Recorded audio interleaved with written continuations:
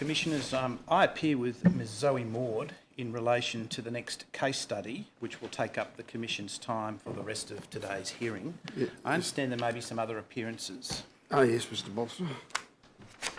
Commission, please, as I appear for the Commonwealth with Mr Barton.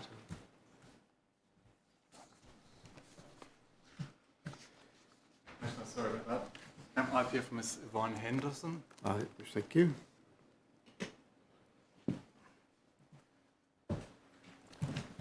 Can I begin, Commissioners, by tendering the Menrock Gardens tender bundle?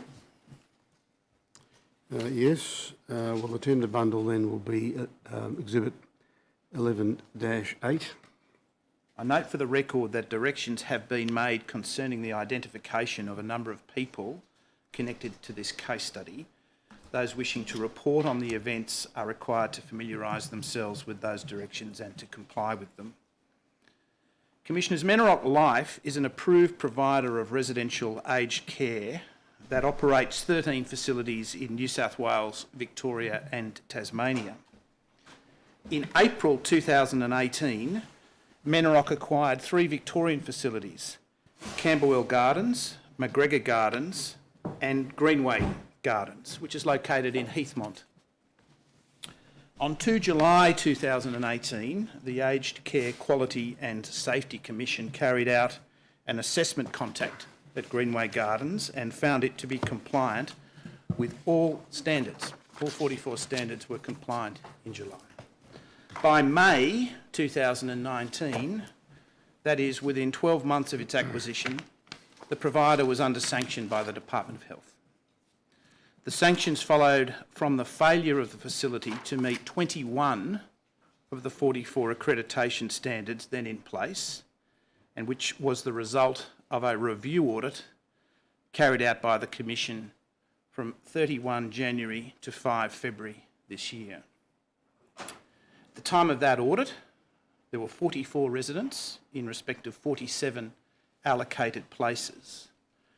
One resident, Mrs Giovanna Buddha, was in hospital at the time of the review for reasons that will soon become apparent. The facility itself comprises 2 sections on 2 different levels. Jarrah, which is a lower care facility comprising 30 beds, and Blue Gum, a higher care facility comprising 17 beds. The sanctions were for a period of 9 months ending in November 2019. They were in a relatively standard form that included restricting the payment of subsidies to the provider under Part 3 of the Aged Care Act to existing recipients and revoking accreditation in the event that certain actions were not undertaken. That is, the appointment by 22 February of an advisor at Menrock's expense, and secondly, the provision of an approved program of training for officers, employees and staff, which had to be completed by the 15th of August 2019. Of the 21 accreditation standards that were not met, this study will primarily focus on 4: education and staff development, human resource management, clinical care and skin care. All failures were demonstrated by evidence uncovered by the Commission during the January and February review. More particularly, the failures were evident in the health outcomes of the residents themselves. In this case study, we'll be focusing on the outcomes of 2 residents, although many more were affected by what happened. Mrs Giovanna Buddha, who I previously mentioned, and a Mr UG, which is a pseudonym which is to protect the interests of his family. Mrs Buddha, now 86 and residing elsewhere, entered the facility on the 20th of August 2018 for permanent care. She lived in Blue Gum in room 39. She suffered from Alzheimer's dementia with psychotic features, together with a range of other ailments. For a period prior to 7 November 2018, Mrs Buddha complained of pain and complained to her daughter that someone had twisted her leg when she was not getting dressed fast enough. Mrs. Buda also complained of being slapped and having her hair pulled. On the 7th of November, a nurse recorded that her left knee looked to be larger than the right knee. She was given Panadol on a PRN basis. Her GP reviewed her that day, noted a swollen, painful left ankle and referred her for X-ray. On 9 November, a physiotherapist reviewed her, noting that the knee was warm to touch and that the pain appeared to be stemming from the left hip. The notes indicate that questions were raised as to whether there was a dislocation of the hip or a flaring up of her established osteoarthritis. Later on the same day, a nurse recorded that Mrs. Buda had a swollen leg from toes to hip, with bruising apparent on knee and inner thigh. No mobile X-ray being available till the following Monday, an arrangement was made to convey Mrs. Buda to hospital for further investigation. A fractured left neck of femur was identified, which will resonate with some evidence we heard in Sydney about the criticality of identifying that as a possible result of any fall in someone particularly with osteoarthritis.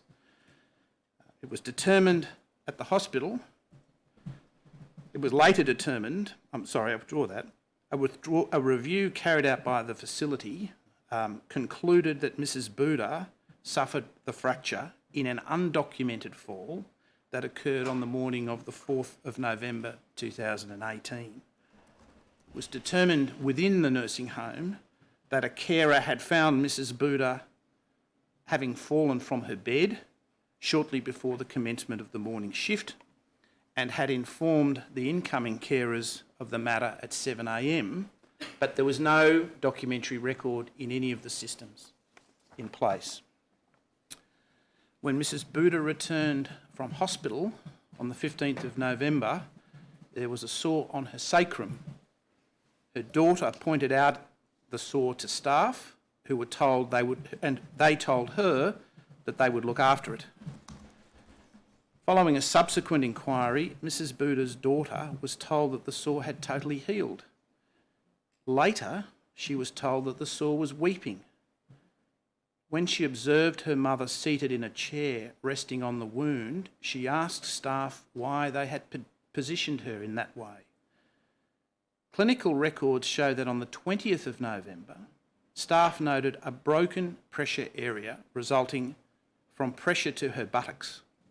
A plan was put in place that involved cleaning the wound, packing it with betadine gauze and foam dressing, weekly or as necessary, with checks daily to ensure that the dressing was in place.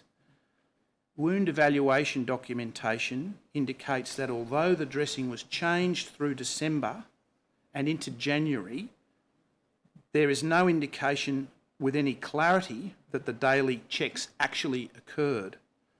It was observed that although there were notes to the effect that the dressing had been changed, the wound had been dressed, or the wound dressing replaced, there was no description of the wound progress. Photographs taken of the wound between 18 December and 26 January did not include measurement grids. The photos were not uplifted to the nursing home system.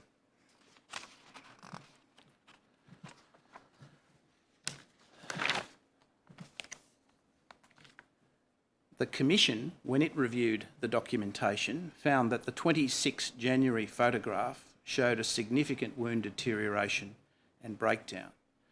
If we could bring up, please, tab 145 of the bundle.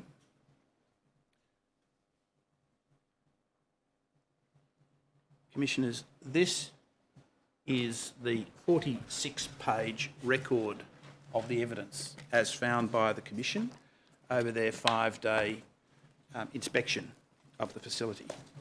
I'm going to take you to 3 paragraphs in relation to their findings.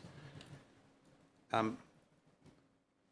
we could go, please, to page 1546 and the 4th dot point. If that could be brought up. On 27 January, a wound specialist was contacted and review was planned for 28 January 2019. An enrolled nurse wrote in progress notes, calling out and crying in pain, was not looking well, grey in appearance, general practitioner faxed re-wound on sacral for review. On the 28th of January, a registered nurse wrote in progress notes, next of kin in attendance, and agreed to call a locum doctor as the general practitioner was not available. Later the same day, a locum reviewed Mrs. Buddha and noted family concerns about her being more lethargic than before. Following locum discussions about wound management options, Mrs. Buddha's representative later requested Mrs. Buddha go to hospital for further investigation. At hospital, a class 4 pressure wound was identified. Mrs. Buddha was hospitalised for a considerable period of time. She then went into rehabilitative care and never returned to Greenway Gardens.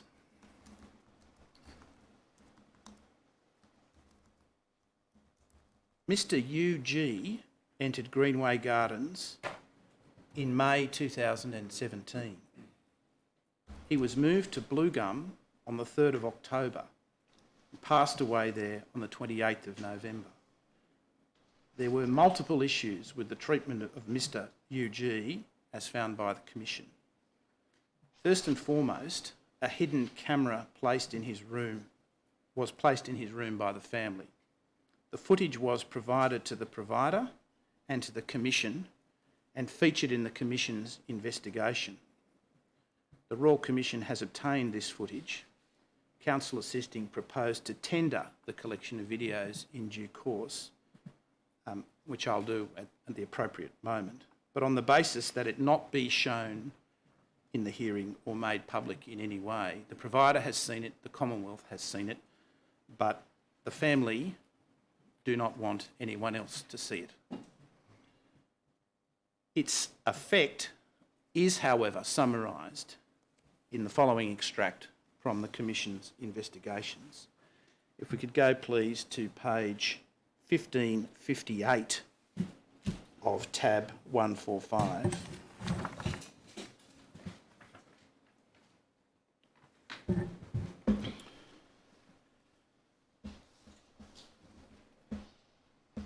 On 31 January 2000, if you go to the last dot point, please, on that page, on page 1558.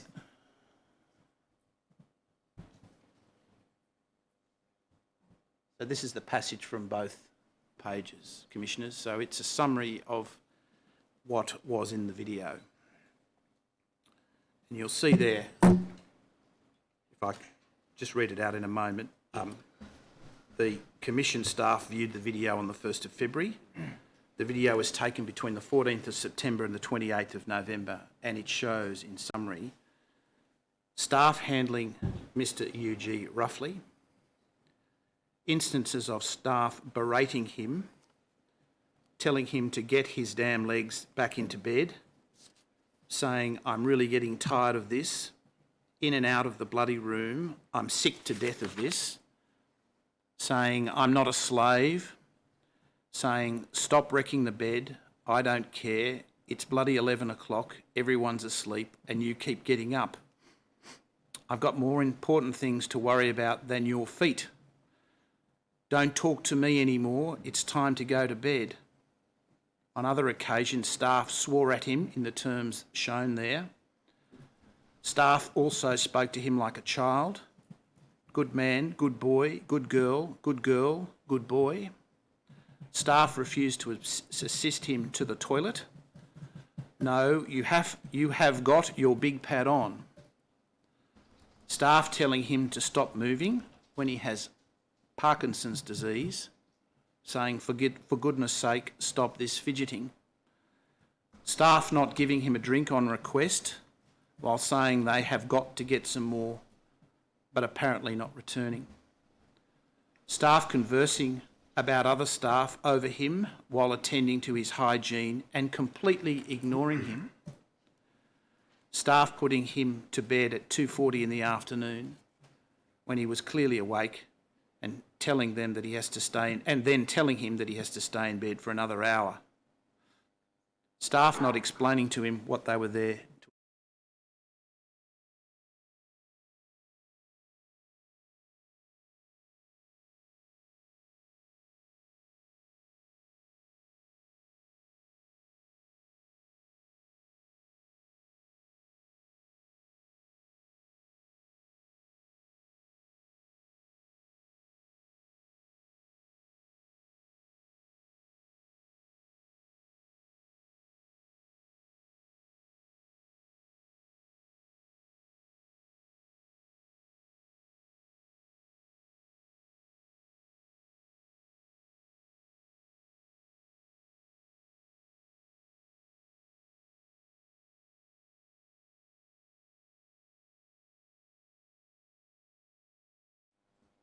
We could highlight.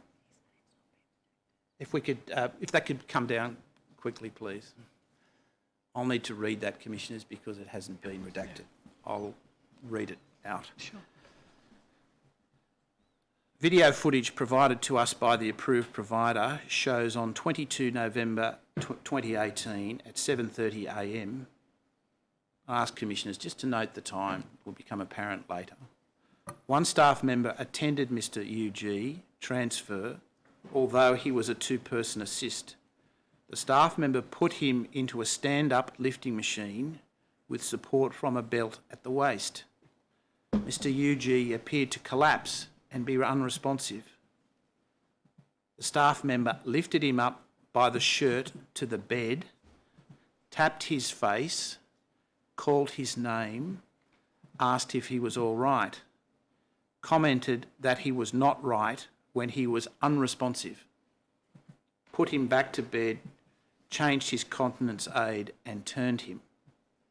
No other staff attended to assess Mr UG's condition. At 9:06 p.m, I'm at the second dot point, on the same day, the same staff member returned and again put him in the stand-up lifting machine while urging him to stand up. Mr UG could not stand up or hold on. With the exception of wound and nutrition assessment updates, staff made no progress notes of Mr UG's condition on the 22nd of November. On 6 November 2018, Mr UG's progress notes at 11 p.m. by a registered nurse documented that staff reported Mr UG may have had a slight TIA this evening, lasting only a few minutes. Unseen by RN, who attended promptly when told, he was responsive when RN got to see him satisfactory. There were no observations taken and no notification to a general practitioner or family. Management said this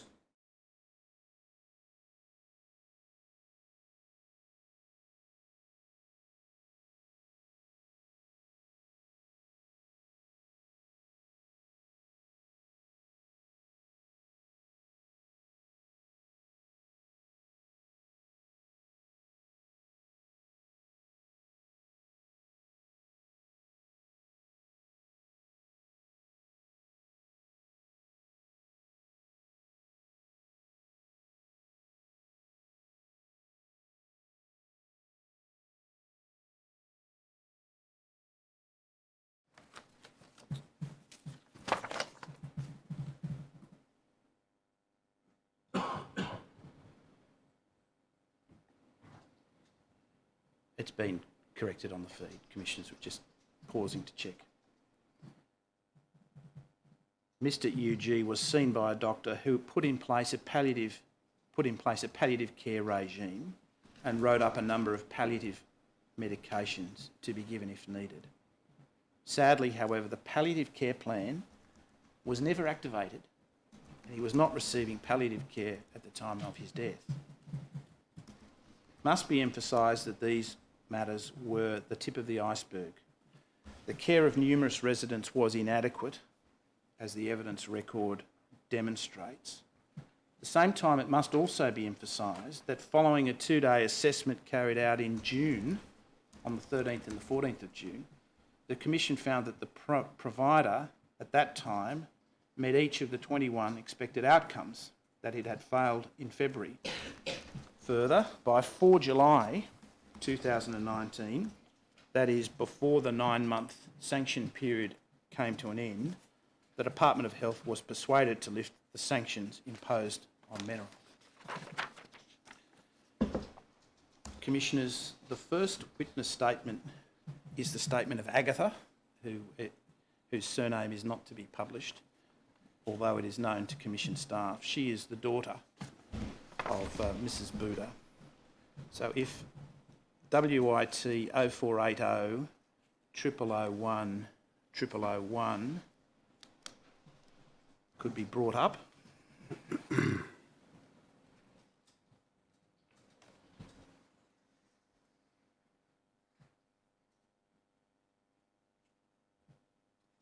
I tender that statement.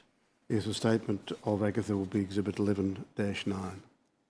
I don't propose to read the entirety of this statement onto the record, but there are, Commissioners, 2 paragraphs that I wish to take you to emphasise where Agatha has a view about the staffing situation, this being the workforce hearing. Paragraphs 48 and 49 on page 6.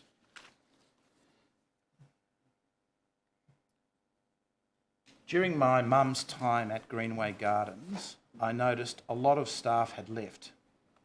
I would visit every day, so I got to know the faces of the staff members and noticed that they weren't there towards the end of mum's time at Greenway Gardens. We were never told about anything. There wasn't good communication. Staff were regularly run off their feet. There were a number of other incidents where staff were unable to attend to mum's essential needs due to insufficient staffing levels. On one particular occasion, mum said that she needed to go to the toilet. Staff said they needed to use a lifting machine, and when they finally came back with the machine and pulled her pants down, mum soiled herself right there on the floor in her room as she could not wait any longer. Initially, my mum was able to feed herself. Towards the end of her stay there, she needed total assistance at mealtimes. Mum also lost weight while at Greenway Gardens. I think this is because there were not enough staff to assist residents at mealtimes. The food would go cold and the staff would remove the meals as soon as the residents said they didn't want it. On one occasion, I found mum had slid from her chair with her head hanging right over the chair and her legs right off. Staff said they could not lift mum because they had to wait until another staff member returned from break for a 2-person lift. I noticed that staff at Greenway Gardens discouraged mum from walking. Mum ended up using a wheelchair most of the time. Commissioner, that's all I wish to say in terms of opening and Agatha's statement. Ms Maud will call the first witnesses, 2 of the daughters of Mr UG. Yes, Ms Maud. Thank you, Commissioners. I call Christine Lynch and Sandra Joy Nisi.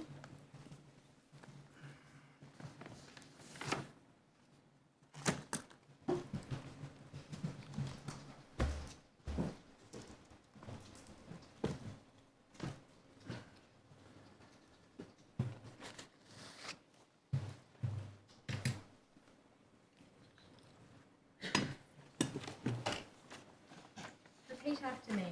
I swear by Almighty God I swear by Almighty God that the evidence I shall give that the evidence I shall give will be the truth, will be the truth, the whole truth, and nothing but the truth. Repeat after me.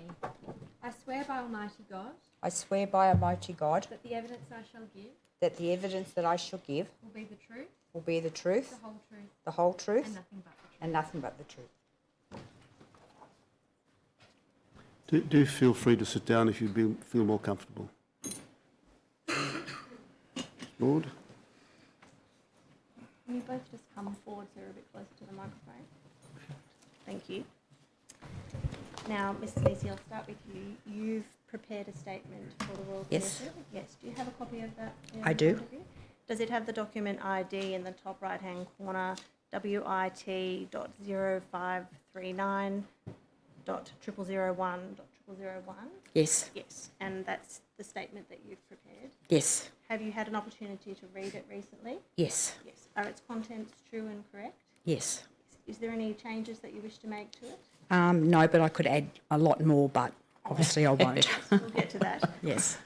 I tender that statement, Commissioners. Yes, that statement of Ms Nizzi will be Exhibit 11-10. Thank you.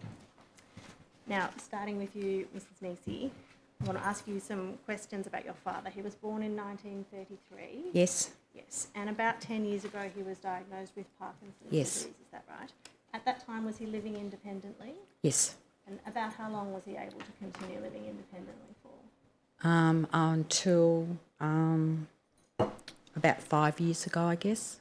And where did he live then? He lived with my sister.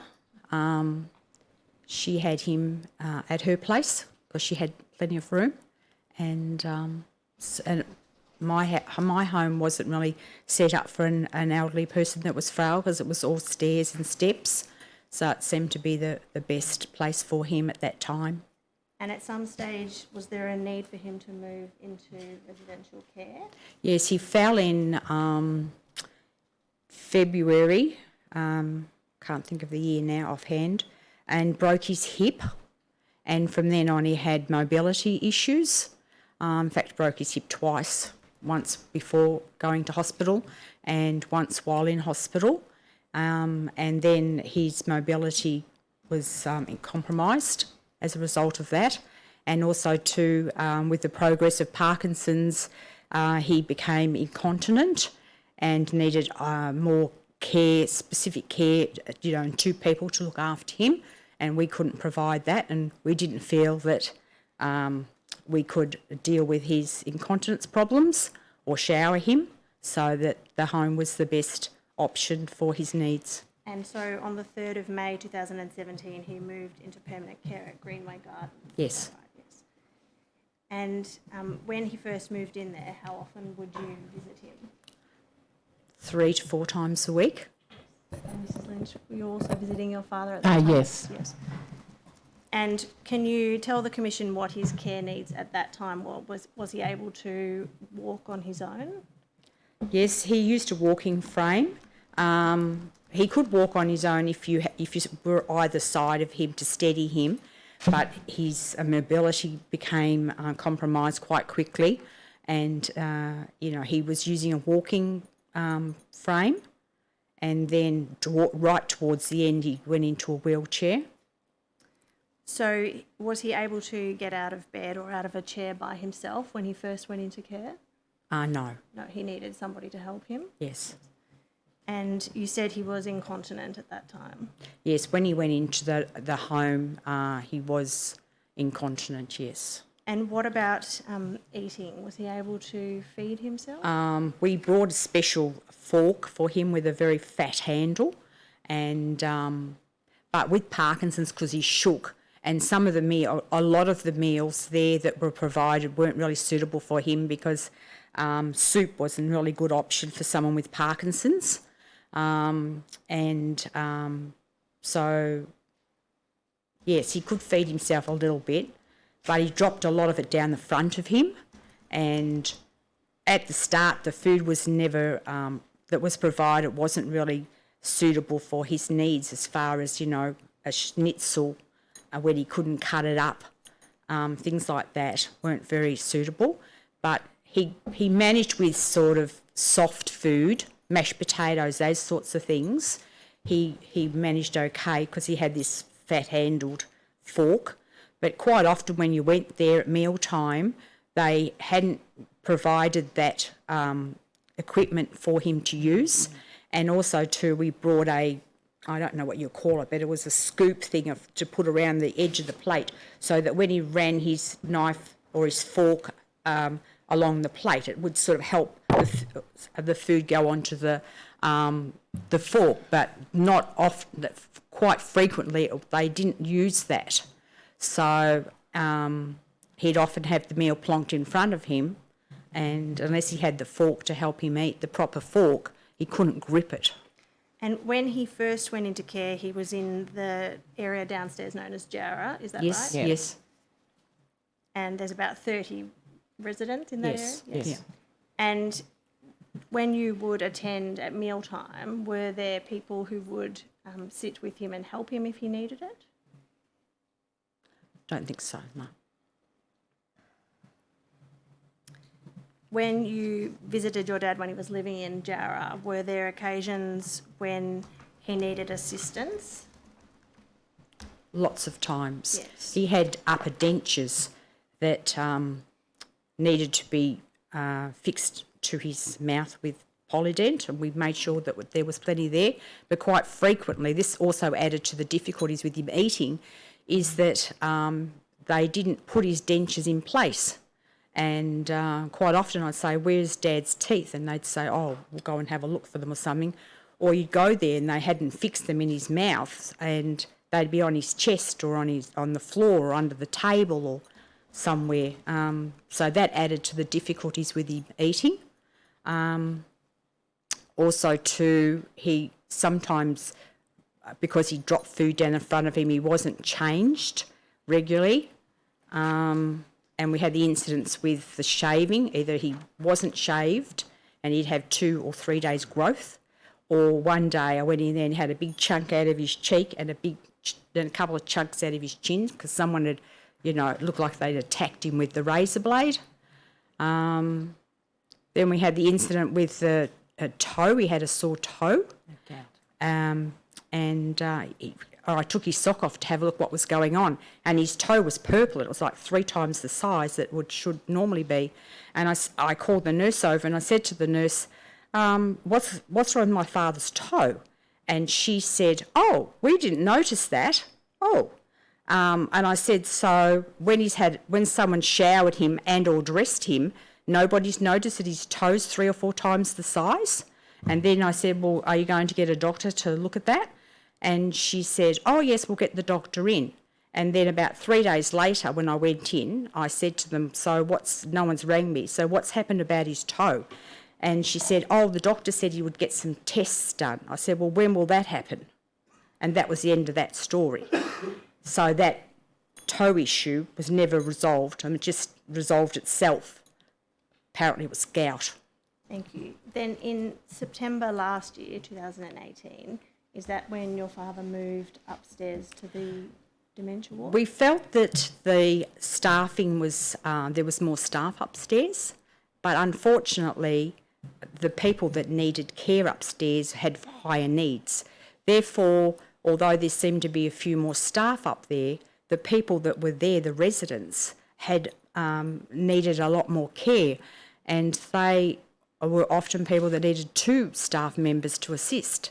And so, especially with the feeding, often I went in on a Friday night after work and I would observe a staff member feeding 2 people with a spoon in either hand, and that wasn't uncommon. So the staffing was probably better upstairs, but there were higher needs patients. So when your father moved upstairs, was he mobile at that stage? No. No. So how would he move Pretty around much in a bedridden. wheelchair? But they And- did have him in a bucket, like a bucket chair, because unfortunately, they kept telling him not to try and stand up, but he had dementia, so he didn't really understand the whole process of don't stand up, stay where you are. So they put him into a bucket chair so he couldn't try and get up. And so he would try, but generally he needed somebody to help him to get out of bed or out of a chair. Yes, no, he couldn't do anything on his own in the 2 months that he was upstairs. Was the practice when he was in Blue Gum to have 1 or 2 people help your father when he needed to move? Well, it should have been 2, but from watching the tapes, no, there weren't. So, although he needed 2 people to do everything, We were often told if we went in, and one Sunday night my husband and I went in about 6:45, and Dad had been asking to go to the toilet. We don't know how long he'd been asking, and we went out to get some assistance, and I kept getting told we're short-staffed, and then I got told somebody had gone on their break. We couldn't come and take him to we can't take him to the toilet because we need 2 people, and such is on their break. They won't be back for 15 minutes, and that went on for about 3/4 of an hour, and then he soiled himself. And then when I went out and spoke to them, 2 staff members came in with plastic gloves on and said, "Oh, we've come here to take him to the toilet." I said, "Well, it's too bad. It's disgusting. He's already soiled himself." And at this time in 2018, when he was living in Blue Gum, was he still feeding himself using the utensils that you mentioned? No, he needed to be fed because he had trouble with swallowing. He had, difficulty with food. So, no. And were there people who were able to assist him with that? Well, when I was there, I would feed him. When I wasn't there, I don't know what happened. But my younger sister, she said she used to go in quite often in the morning, and he would be sitting there looking at a bowl of porridge. And then someone would come along and say, "Oh, you're not hungry today," or "Oh, have you finished?" and whip the bowl of porridge away. Well, he had no way of eating it himself, and no one had bothered to help him. And on one morning, there were 2 staff members, who the only 2 staff members there in the dining area, and they were both having tea and toast at the Baie Marie, while however many residents sat there staring at their bowl of porridge. When you were there to help your dad eat his food, how long would it take generally? Oh, could have been an hour. I have spent an hour there feeding him. And at around that time when he'd moved to Blue Gum, did you become aware or did you develop concerns about your dad's safety? Yes, well, he had dementia, and he would ramble about, I have to get the bus to go to work tomorrow, or, I built that building over there, things like that. But then amongst all that, he'd say, "That nurse slapped me." And then he'd say about, going to work and stuff like that. And then he'd say someone shook him. And so for a few weeks, we thought, something's odd's going on here. One minute he's rambling about going to work, have to get up to work, I've got to catch the bus and stuff. And then he'd say out of nowhere that someone swore at him, or they pushed him against the wall, or they shook him and stuff like that. And it's like, well, we're really worried about what's going on here, because that seemed like a legitimate thing to say amongst the ramble. So that's why we decided to put the camera in the room and to see exactly for ourselves what was going on. And if you watch the tapes, if you have or not, I'm not sure, but you will see what was going on, exactly what he was saying. People grabbing his legs and throwing his legs up on the bed and saying, "Stop shaking, you're setting off the night alarm. He's got Parkinson's, so that's what you do," especially when the medication starts to wear off, because he used to have it every 4 hours during the day, but of course during the night it would start to wear off. So of course he would shake and he would set the alarm off. And there was also another resident that wandered around the facility upstairs all the time, and he would go into the room and stand on the sensor mats and set the alarm off, which would enrage the carer, who would, race into the room and say, "I'm sick of this, I'm coming into your room all the time," and he'd be asleep. You could see this on the tape, but this other gentleman had stood on the sensor pad and had set the alarm off. And did you raise with anyone at the facility what you had seen in the video? Yes. We've shown the manager. The manager at the time in that facility, Who was the manager? Do you recall? Yvonne Henderson. Yes. And did you show her any of the footage? Yes. Their sister did. Yes. And what was the response? Well, she was shocked. And she was going to, put things in place. But they didn't seem to be put in place. Well, not that we saw. Things weren't put into place. Just seemed to go on. In November last year, did your father deteriorate? Significantly. Yes. Yeah. He was frail. He was just so thin. And, so he was in bed most of the time. But when he was awake, we wanted him to be sitting up in the lounge room so that at least he could observe people walking around and things like that. Because if you went to his room and he was in the bed awake and he's staring at the roof because it didn't even have the TV on. But, I mean, if he was sleepy, which some of the time he was, I guess that's okay to be in bed in your room. But if you're awake, you should be observing people walking around and perhaps someone says hello to you or, things like that. And is that the care that your dad was giving? Was he being put into a common area or? Occasionally. Occasionally. And sometimes when I'd go there, I'd say, and he'd be laying in bed, and I'd go and get a nurse or something, say, can you help me get him out of bed so we can get him in the lounge room, or we want to take him for a walk outside? Oh, yeah, all right. And would they help then? Yes. Yeah. But they didn't really show much initiative. Yes. I see. Did you have a conversation with anyone at the facility about whether your dad was going to need palliative care? I had a call one Wednesday night, probably 3 weeks maybe before he passed away, to say that he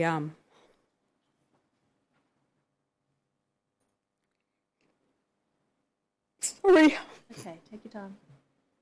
that he needed palliative care. No, I didn't know what that meant. And they said that they would start that process. But we never got explained what that meant.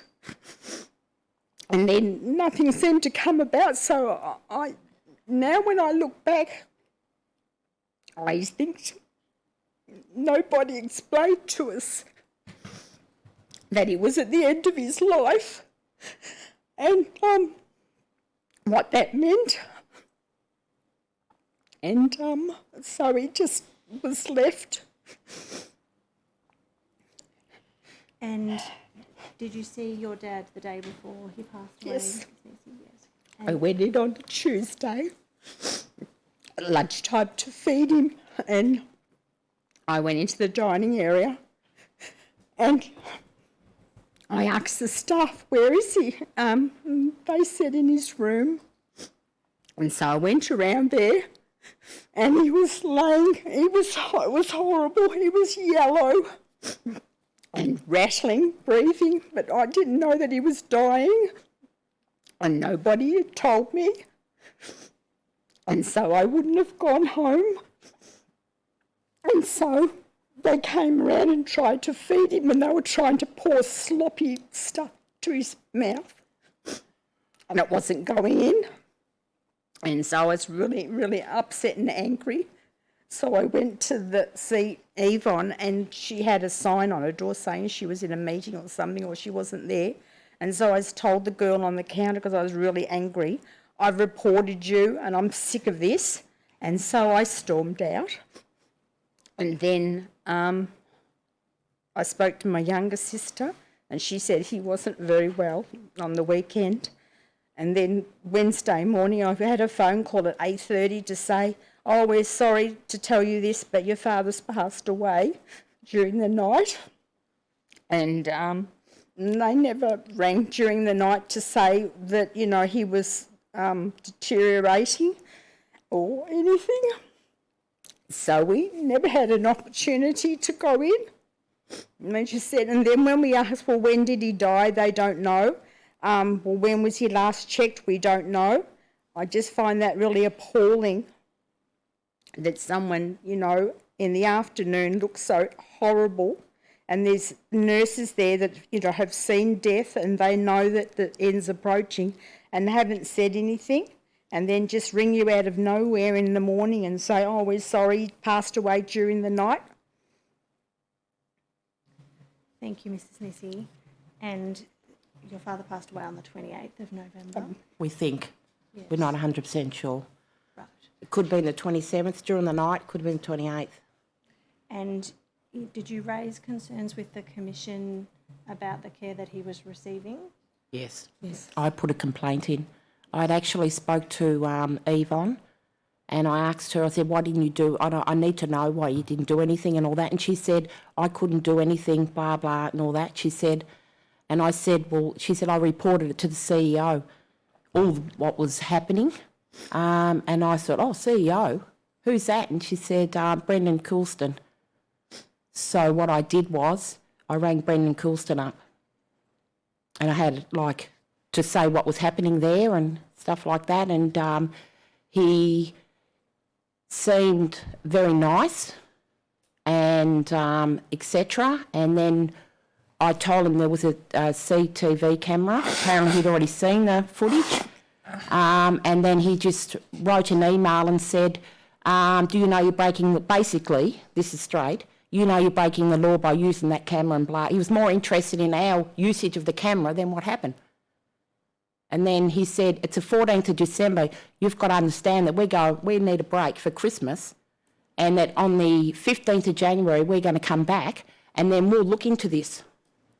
But in the meantime, the mandatory reporting, I also brought that up with him. I said, you know that nurse that assaulted Dad, did you mandatory report her? And he said, oh, you know, hiring staff, you don't know, you know, blah, blah. And I said, well, I run an accounting practice. I do hire staff.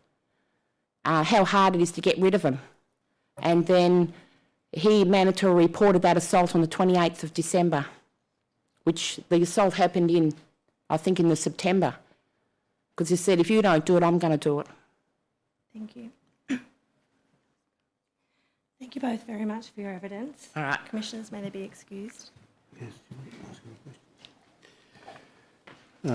Ms. Nice, Ms. Lynch, thank you very much for coming and telling us all that. I can see how it still upsets you, and I will understand that. It's very important that the Commission hears these stories. You've been very brave in coming, and thank you very much. Do feel free to leave. Thank you. Thank you.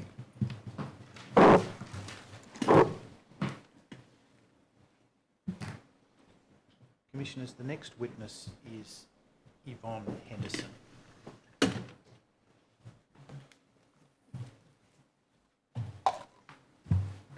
Whilst Ms Henderson's coming up, might her statement, which is WIT 0545 0001 0001, be brought up?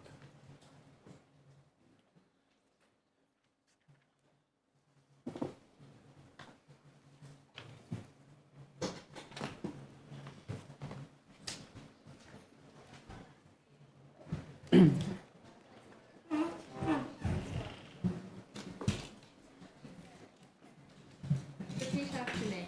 I swear by Almighty God I swear by Almighty God that the evidence I shall give that the evidence I shall give will be the truth, will be the the truth, whole truth, the whole and truth, nothing but the truth. and nothing but the truth. Please have a seat, Ms Henderson. Do you see in front of you a screen which has a copy of your statement, which you signed yesterday? Yes. Do you wish to make any amendments to that statement? No. Are its contents true and correct to the best of your knowledge and belief? Yes. I tender Ms Henderson's statement, Commissioners. Yes, thank you. Ms Henderson's statement will be Exhibit 11-11. Ms Henderson, you were the Director of Nursing at Greenway Gardens from around April of last year, correct? The end of April. And you ceased being the Director of Nursing on about the 15th of January this year. The 14th of January. I want to ask you about the situation in relation to staffing at Greenway Gardens throughout 2018. There was an ACFI coordinator in place at the time when you commenced as Director of Nursing, correct? That's correct. What was the name of the ACFI coordinator? That person's name was Julie Rumney. Okay. And was there a clinical care manager employed at that time as well? Not in a permanent position. There was a registered nurse who was acting in the position. Okay. And did one of them leave? You mean in a permanent role? The situation was such that there was a person who was the acting person because the position was vacant. And we didn't actually recruit to the position because due to the restructure that was happening within the company, within Menorock, Julie Rumney was going to become the care coordinator. At the time Julie Rumney was the clinical care manager, how many days a week was she working? She was working 3 days a week. At the start? Yes, And that was as a clinical care manager? as a clinical care coordinator. And that was reporting to you? Yes, Were you delivering clinical care on the floor at Greenway Gardens? that wasn't my direct role. And was 3 days a week sufficient for her to complete her duties as a clinical care manager at that time? No, And what other job was she given after your ACFI coordinator left? she was performing the role of an ACFI coordinator within her duties. How many days a week, out of the 3 days a week that she worked there, was she performing ACFI duties? I would suggest that 50% of her time was taken up gathering documentation and information for ACFI to provide, to put together ACFI documentation for funding. Now, I want to show you a document. Do we have a bundle of 3 roster reviews? This may assist commissioners. The print is very small, so on the screen is not going to help you very much. And we'll be comparing the 3 of them. And if we have I think we have a bundle for each of the commissioners and for each witness.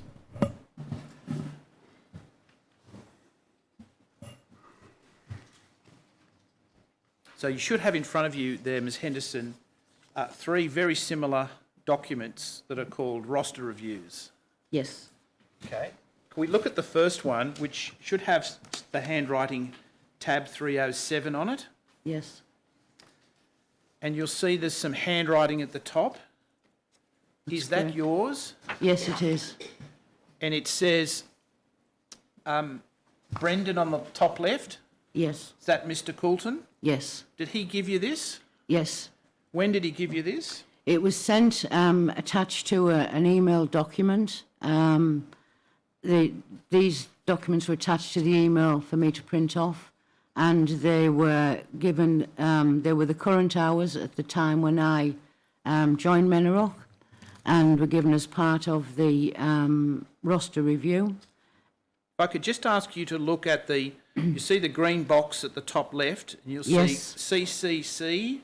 Yep, clinical care coordinator. Go over to the right, Yes, and you'll see days per fortnight 10.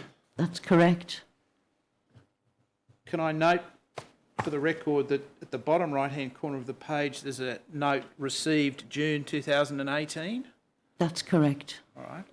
If we could go over the page, please.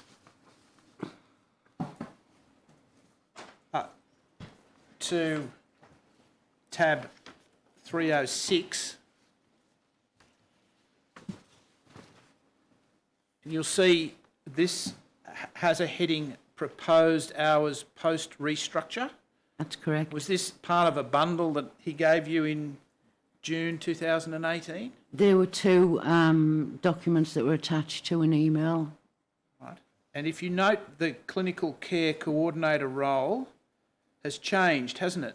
That's correct. So it's gone down. If you go to the days per fortnight column, you see that it's now 6 days a fortnight. Correct. Were you working there when it was 10 days a fortnight?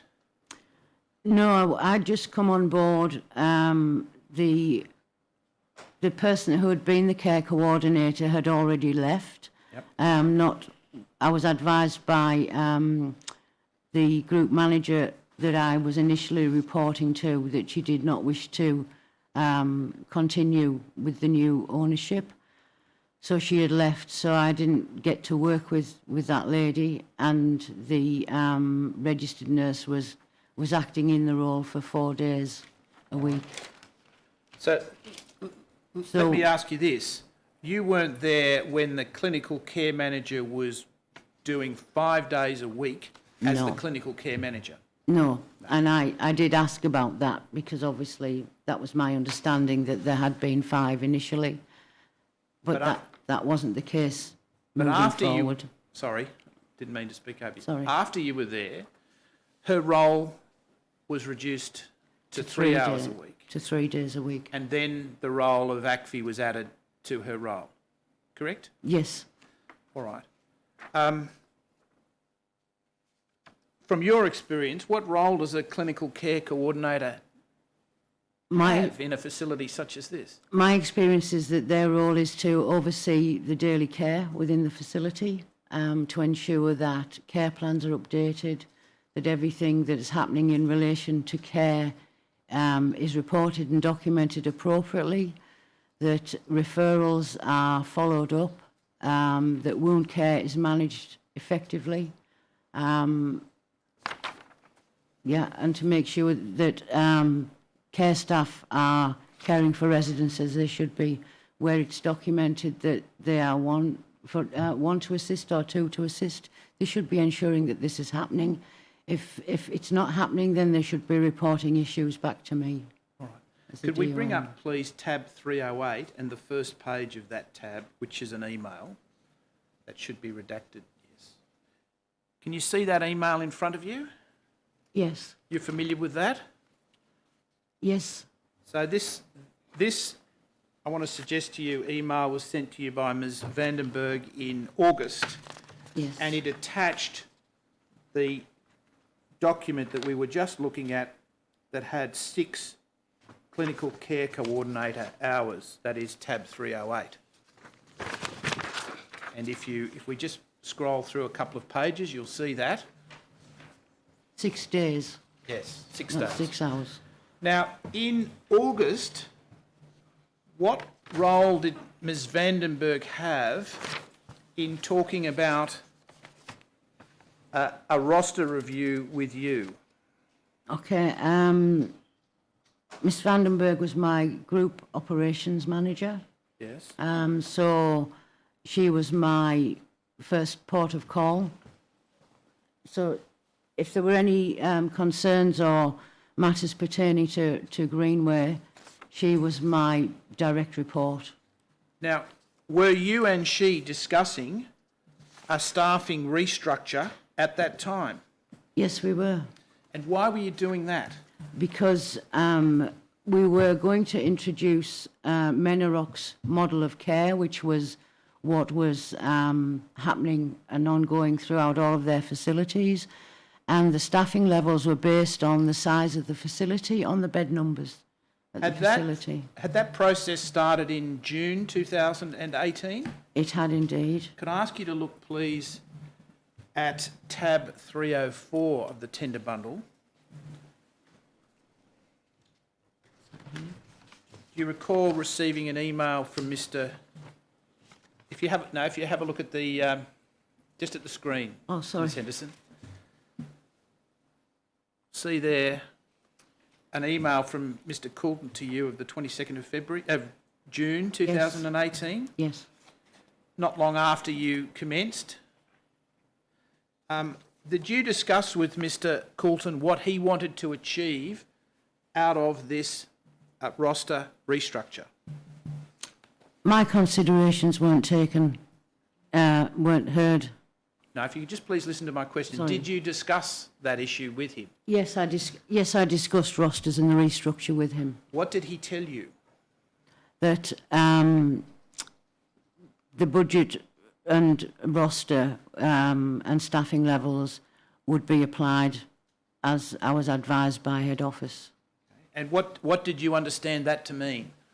What I understood that to mean was that I would be told what the staffing levels would be and I would operate within those staffing levels. Now, were you familiar with the Gold Care system? That is Gold Care because it's the was the name of the previous provider? I was familiar with Gold Age because that is Gold Age, the system that was in place when I went to work there. All right. And how did the Gold Age system differ from what Mr. Coulton was directing you to implement in the second half of 2018? The staffing levels that were in place when I went there were the staffing levels that were imposed following a restructure that had occurred the previous year under Gold Age. Under the new structure, the care hours would have been reduced again. Not staffing, the care hours on the floor in terms of PCA, they would remain the same.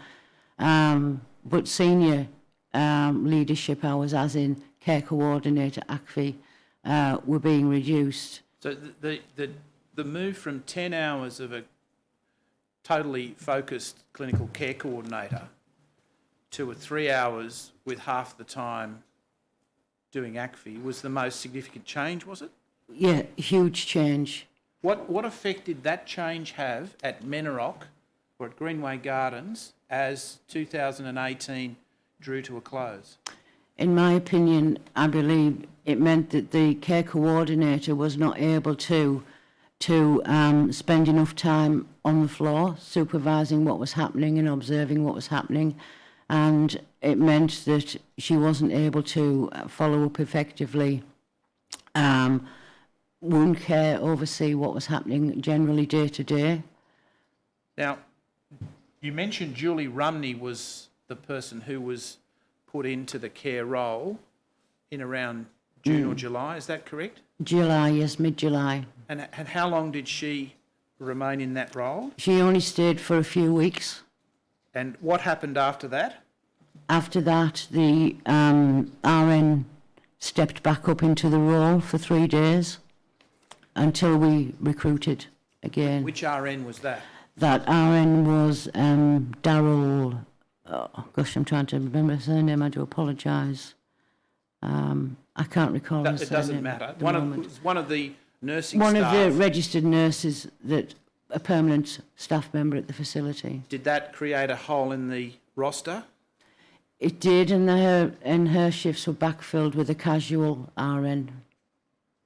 So, and how long did it take you to recruit a permanent clinical care consultant? She came into the role, it probably took about 6 to 8 weeks. Right. Now, I think. did you have concerns about the level of care in the facility as the year moved into August, September, October? Yes. What did you do about it? I spoke to my group manager, and I also... Group manager? My group manager was Miss Vandenberg. How often did you speak to her? I spoke to her regularly. A lot of her time was spent in Tasmania at one of the other sites. And I would speak to her regularly on the telephone. We would email correspondence. How regular is regular? Or twice a week. If she wasn't going to be in Melbourne, she always touched base with me on a Friday and we would have an update, and I always look forward to those calls because if I had any concerns, I could speak to her. Okay. What concerns did you relay to her? Concerns about staffing. Obviously, we had a lot of vacant positions that weren't filled, and because of the restructure, I wasn't allowed to recruit to those permanent staff into those vacant positions because the restructure was still ongoing. And let me ask you this. How did you manage the roster yourself during that period? During that period, the actual roster was just a document that rolled off the... it was an electronic document that came off the system that was in place. But that didn't identify who was on annual leave or what the actual vacant shifts were. Let me bring up a document for you to have a look at, please. If we could go to tab 2 of the tender bundle, and if we could please go to page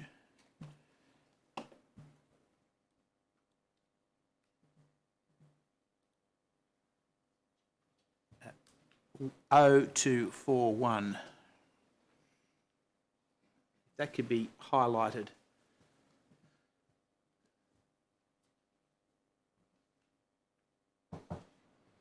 Oh, 0241. I think that's after a different page.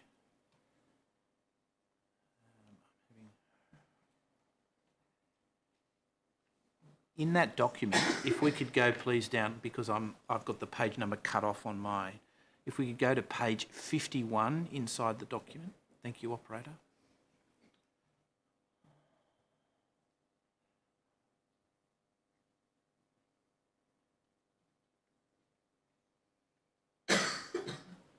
So that should be, now if we could go to page 51, so the date's in the 3rd of September 2018, which I have on page 51 of the PDF. My right-hand column, for the benefit of the operator, is cut off on Lexel. Ah, yes, we have that. Okay, you can see that. You see that roster? Yes. I want you to assume that that was provided in answer to a notice to produce by Menrock Life as being the roster for Greenway Gardens for a period well into, commencing basically the whole of 2018 and into 2019. Are you familiar with that form of roster? No. You've seen documents that look like it with the blue RN Division 1, correct? Not coloured. All I right, haven't seen a coloured printout document. I used to be given a black and white document. From what this is suggestive to me of is staff who had permanent shifts. We'll just come back to that in a minute. If we could have brought up underneath it, please, tab 299.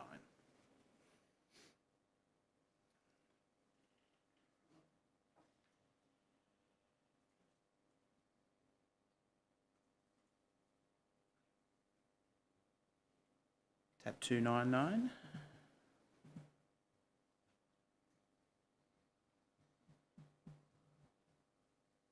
Thank you. Sorry.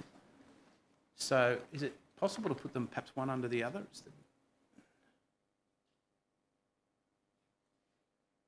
Thank you very much.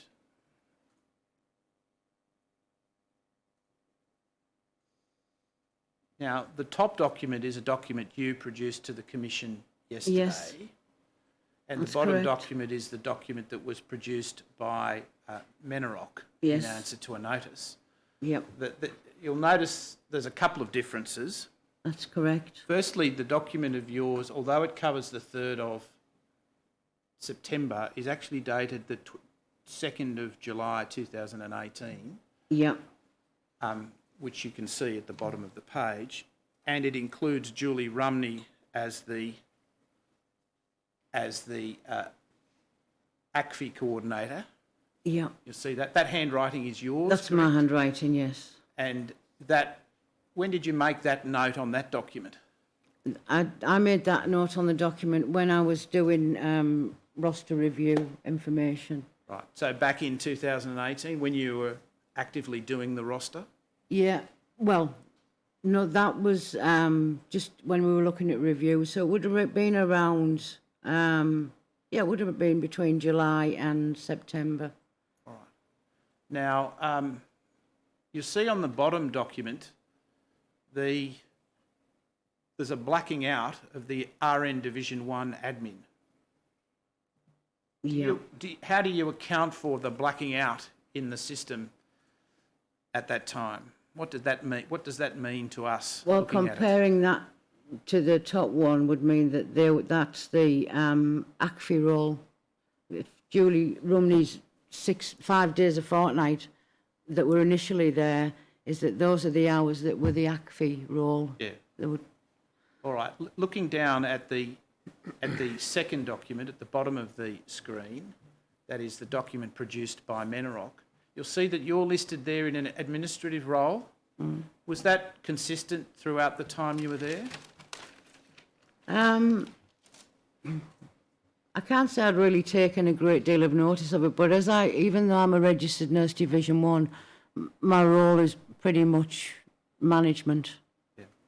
How much of your time, on average, would you have spent attending to care matters at Greenway Gardens, particularly in October, November, December? Look, probably 18, 20 hours a week. Right. In terms of review, and that would be in discussion with my care coordinator. And how much and of that RNs. was associated with ACFI related work? Probably 10% of that. I would get requests for documentation, and if I didn't provide it fairly quickly, the care coordinator would be chased for it to produce it, and if they didn't get it from her, then the person would be ringing the RN on shift to provide whatever documentation, because the ACFI person was also under tremendous pressure to produce her work, and she was one person managing a number of sites. So when it came to you actually doing the rosters yourself, you didn't use the Menarok system? Well, no, because this doesn't give me any information other than tells me permanent staff. It doesn't tell me what the vacant shifts are, who's on annual leave. So I put together a roster that was a 4-week roster that I could post on the staff notice board, so that staff could book themselves in 4 weeks ahead, because you can't do that with this system. All right. And let me ask you about the Menarok system. Were you ever given training in how to operate that system? No. How did those documents get to you in the ordinary course? I would ask the admin person to print this off if I wanted access to any changes, because this data, the permanent staffing, to my knowledge, was added at head office level when people were brought on board as new staff members. That data was entered at head office for payroll purposes. All right. If we could have a look, please, at tab 309.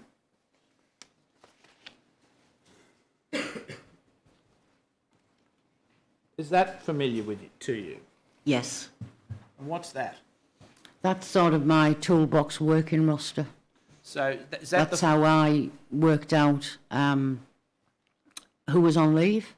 So I would identify on this roster who was on leave. I also identified on this roster what the permanent vacancies were too, so that when I was allowed to recruit, in terms of given the okay to recruit, I knew exactly what permanent vacancies were available. and why did you use your own system and not the Menarok system? Because I didn't have access to the Menarok system. It doesn't identify what the permanent vacancies are. So to me, this was an easier working roster to follow. The other one was very difficult. What that merely did was it printed off a daily sheet, and it would identify which staff were supposed to be in Jarrah, which staff would be in Blue Gum, but and beyond that, it didn't tell me anything. All right. If we could bring those down and we could go back to tab 2 at the last page that it was on, and if we could just turn, please, if we could go forward to one page, the next page. Yes, if we could highlight, please, the endorsed enrolled nurses rows. You see there's the name Wiggins under Yes. the heading of endorsed enrolled nurse. Yes. Was that person an enrolled nurse? No. What qualification did that person have? That person is a personal care worker Cert 4 who is medication competent. And let me make this clear. If we could go back to the broader roster, if we go back to just the whole document, please. That's the roster for Blue Gum for a fortnight, correct? That's what it says. And Blue Gum is a 17-bed high care facility, correct? Yes. And you've got a clinical care manager who's there 3 days a week, and you don't have a registered nurse on duty for Blue Gum at any time. There's an endorsed enrolled nurse on the PM shift, which is the 4 till 10 shift. Yep. But you don't have a registered nurse on. That's my point. Not an RN Division 1. Why was that? Not actually on Blue Gum. There was one on for the facility, one RN Division 1, who, for example, in the afternoon shift, who would be in charge of the facility. Right, if we could go then, we could go down to the JARA, which should be either 1 or 2 pages on. Thank you. You see there in black, for that period, in the morning shift, there was, the black would suggest that there's no one on at that time. That's correct, apart from the care coordinator. Right. So in the morning, the only person at Greenway Gardens who was a registered nurse was the clinical care manager whose time was spent doing ACFI, correct? Majority of it, yes. And in Blue Gum, in the morning, there wasn't even an enrolled nurse to deal with 17 high-need patients. No. And if the clinical care manager wasn't there, there was no nurse there. There was only, I was the RN1 on site, yes. What's your view of the adequacy of that cohort of staff for those residents? Inadequate. Totally inadequate. Why didn't something get done? It was discussed, and I tried to increase the staffing levels, particularly up on Blue Gum, because it was a concern. Majority of the residents are to assist. And I was told what the staffing levels would be.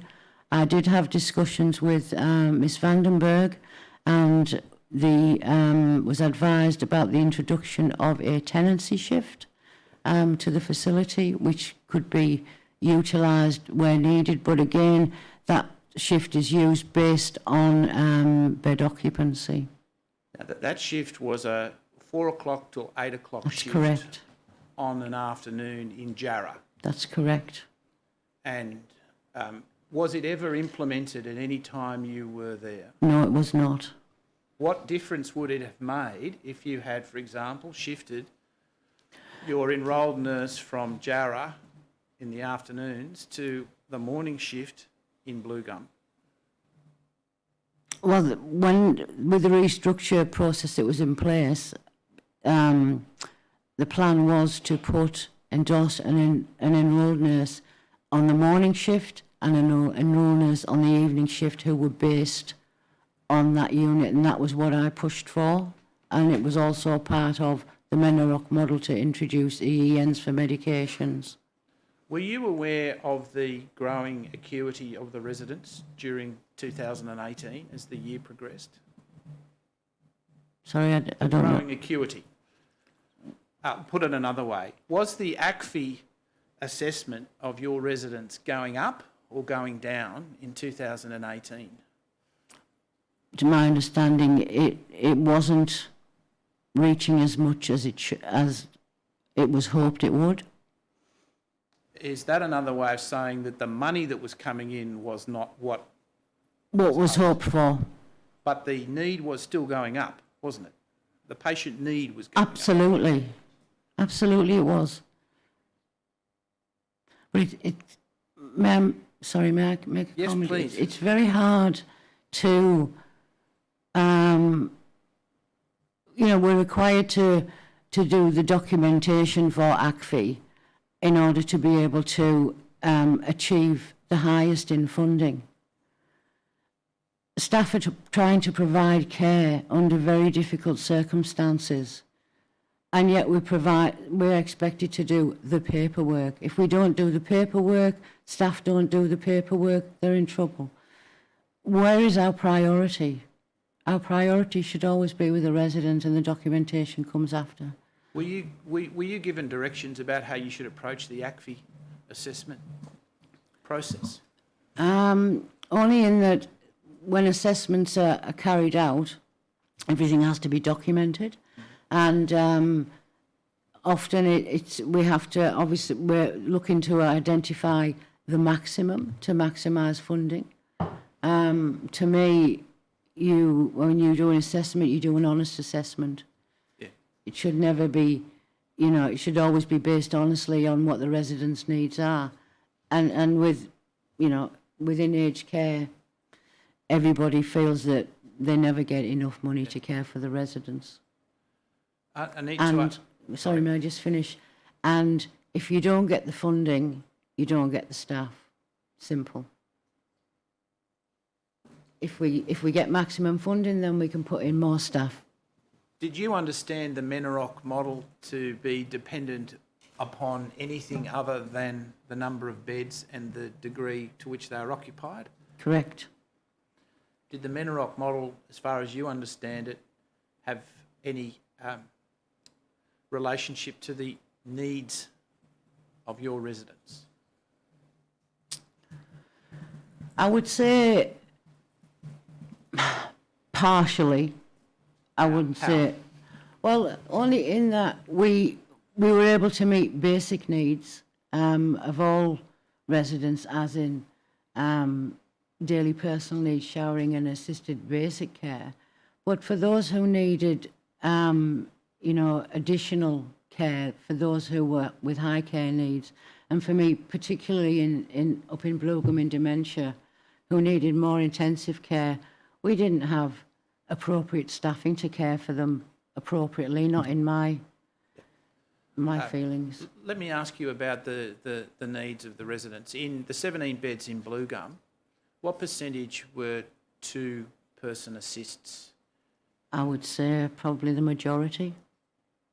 What about for Jarrah, the 30 in Jarrah? Jarrah, probably 2/3. If you actually looked at their care plans, there would be a mixture of 1 to assist and 2 to assist, and that were varying degrees. What would you say to the suggestion that for both Bluegum and Jarrah, and there'll be some evidence about this, that there were only 1 or 2 or maybe even at the most 3 people that were two-person assist? I would disagree. Absolutely disagree. Right. Let me ask you about Mr. UG. That's the... Yes. You know who I'm talking about? Yes, I do.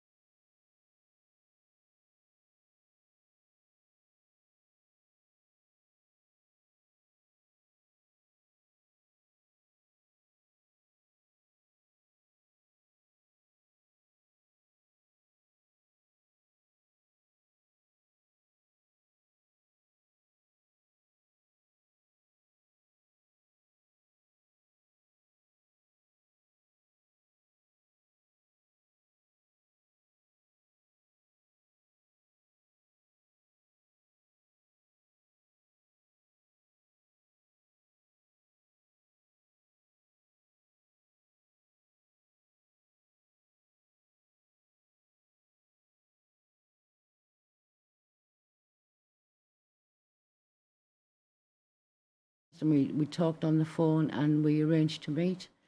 And when she next came into the facility, it was on the Monday, and she brought the USB stick in to show me.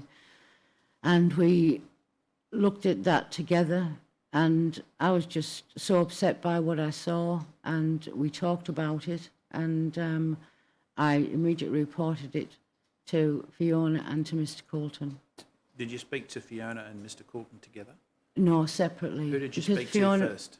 I spoke to Brendan first, because I knew Fiona was in Tasmania, and it wasn't easy to speak to her straight away, and he was here in Melbourne.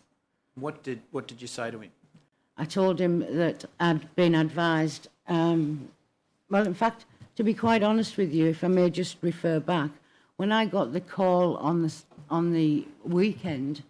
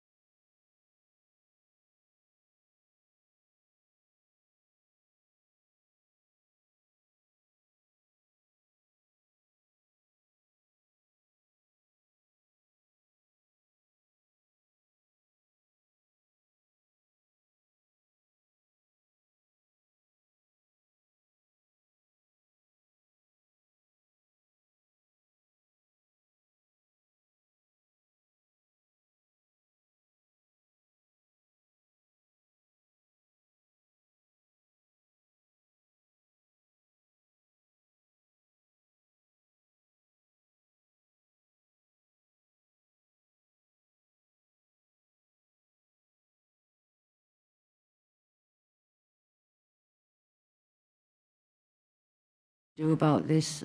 I had suggested to Mr. Eugee's daughter that I needed to report this to the department, and she said yes. While she was concerned about care, she didn't necessarily feel it was abuse, but clearly it indicated that there were poor care issues because she actually works within care herself and had witnessed similar things at work about where residents had been managed one person rather than two people. And I said, well, I need to obviously speak with Brendan. We do need to take some action. I'm very concerned about how staff have been treating not only your dad, but this would be happening to other residents too. So we agreed that I would pass on that information and to Mr. Coulton. What did Mr Coulton say when you showed him the video?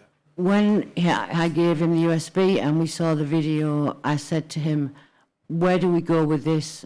We need to report it, but we also need to, what happens with the staff? We need to get the staff in and talk to them all, because they were clearly identified who they were. And I was told, we do nothing. Head office will handle it. We can't report it because these people have been filmed without their knowledge and without their permission.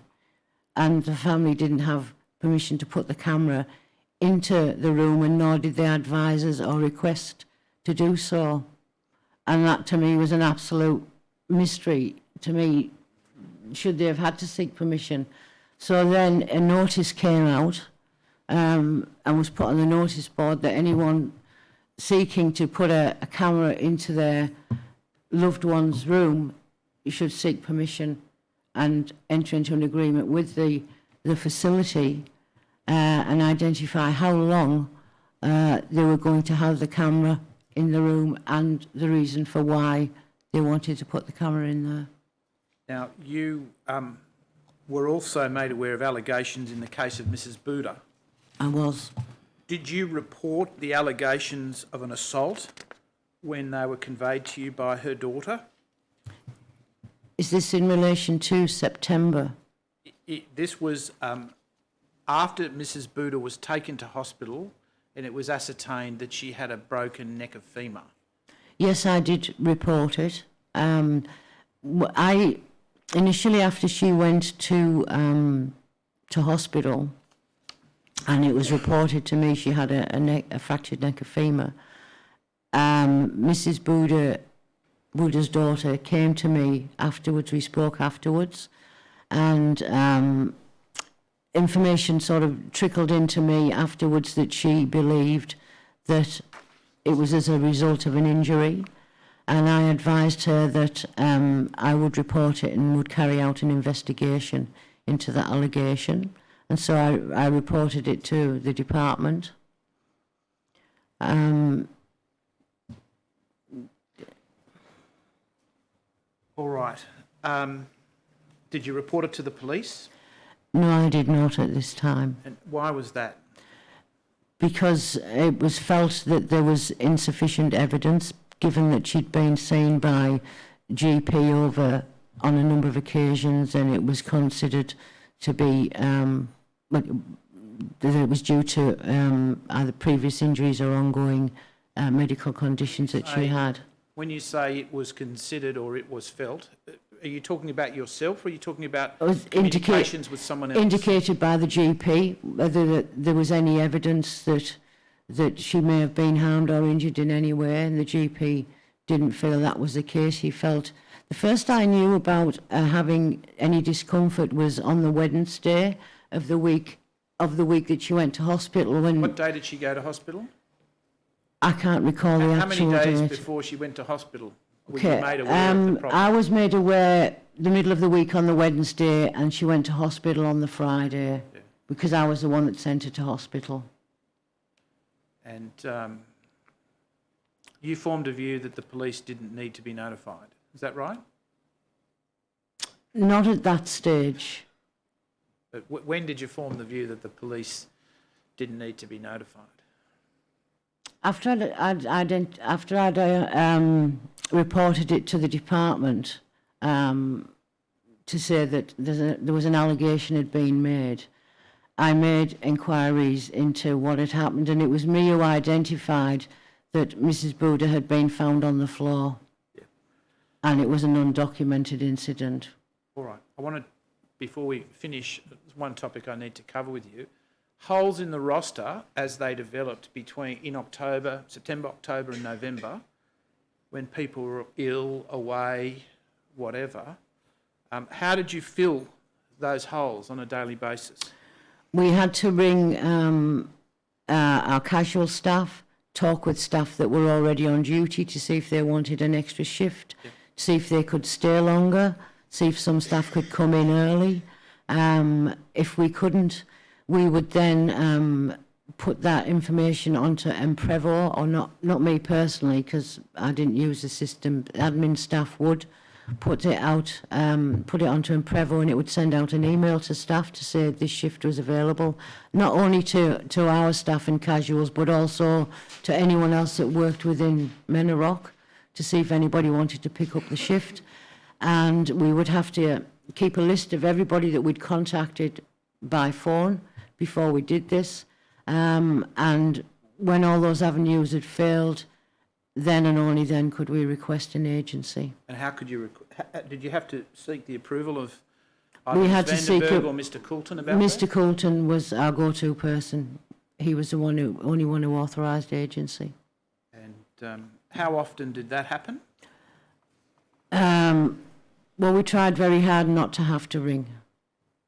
And We spent hours on the telephone trying to ring staff, why literally was begging sometimes. Why was this? Were there not enough permanent part-time staff? Exactly. There were too many vacant positions. We were having to rely on our casuals and our own staff, because we weren't allowed to recruit to permanent positions, or I wasn't allowed to recruit to fill those permanent PCA positions while we were still doing the restructure. Because, sorry, may I just add? Yes, please. Where the EENs were going to be recruited, the team leaders who were the Cert 4s who were doing medications were going to be reabsorbed back into the roster, into the PCA. So until such time as the EEN moved into the roster, into that senior role, we couldn't absorb staff into the roster. There's email correspondence which suggests that Mr. Coulton will say that that was your job. You were meant to implement that change in staffing structure. What do you say about that? I wasn't allowed to recruit anyone to permanent shifts without permission, without a directive to say go ahead. When I received that, that's when I recruited, as with the care coordinator, the leisure and lifestyle coordinator, with an RN who I recruited to the night shift because we had vacant nights.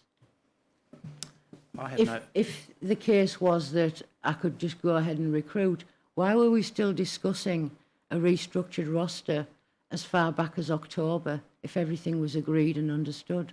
Why had I not recruited? Why would I put a notice out in October to the EENs to say it is envisaged that the EEN roles, the new roster will be phased in November, asking them to apply for the vacant positions?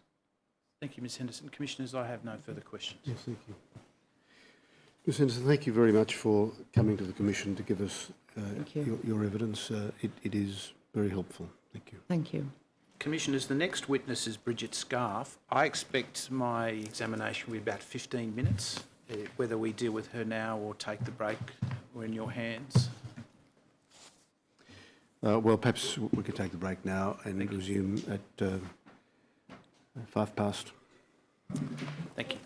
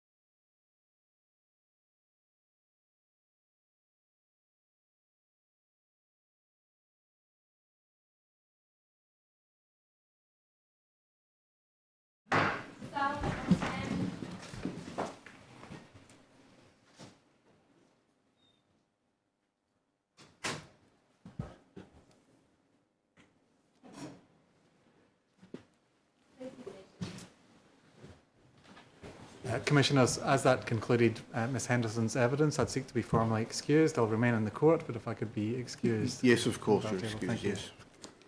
Thank you, Commissioners. The next witness is Bridget Marie Scarf, who is in the witness box. Repeat after me. I swear by Almighty God I swear by Almighty God that the evidence I shall give that the evidence I shall give will be the truth, will be the truth, the whole truth, the whole truth, and nothing but the truth. and nothing but the truth. Yes, thank you. If Ms Scarf, you'll see on the screen in front of you a statement. You recognise that as your statement? Yes, I do. Which you prepared last week? Yes, I did. And do you wish to make any amendments to that statement? I think just on page 5, rather than the 18th of December, it was the 17th in relation to Yvonne Henderson going on leave. So page 5, let's just get that right.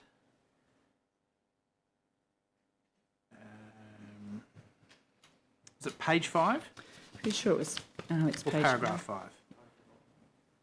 I went on leave on the 17th. Yes. Okay, all right, thank you. Well, we'll take that as read. Any other amendments? No. And are the contents true and correct to the best of your knowledge and belief? Yes, I am. Commissioners, subject to some redactions that are in process following some discussions between Council Assisting and the Commonwealth, I tender that statement.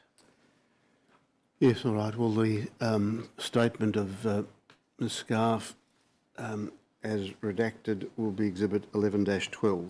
Thank you. Ms Scarf, you were recruited by Menarok in around early November 2018.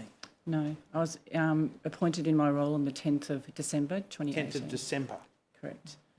I'm sorry, I've got the month wrong. What was the brief in relation to Greenway Gardens? The brief really was that it was a new acquisition home, low occupancy, that it had a successful accreditation and also an unannounced visit. In the minimal handover that I received from Fiona Vandenberg, who was the lead quality group operations manager, I received no information regarding any issues around the quality management system, which would include audits, education program, the workforce governance, which would be around the roster management. And given that it was getting up to the Christmas and New Year period, I wasn't informed that there was any kind of deficits with the roster. What was the brief, though, from the directors at Menarok? The directors would be Craig Holland, yes. In regards to Greenway Gardens? Yes. I didn't receive any kind of directives around that home being of risk.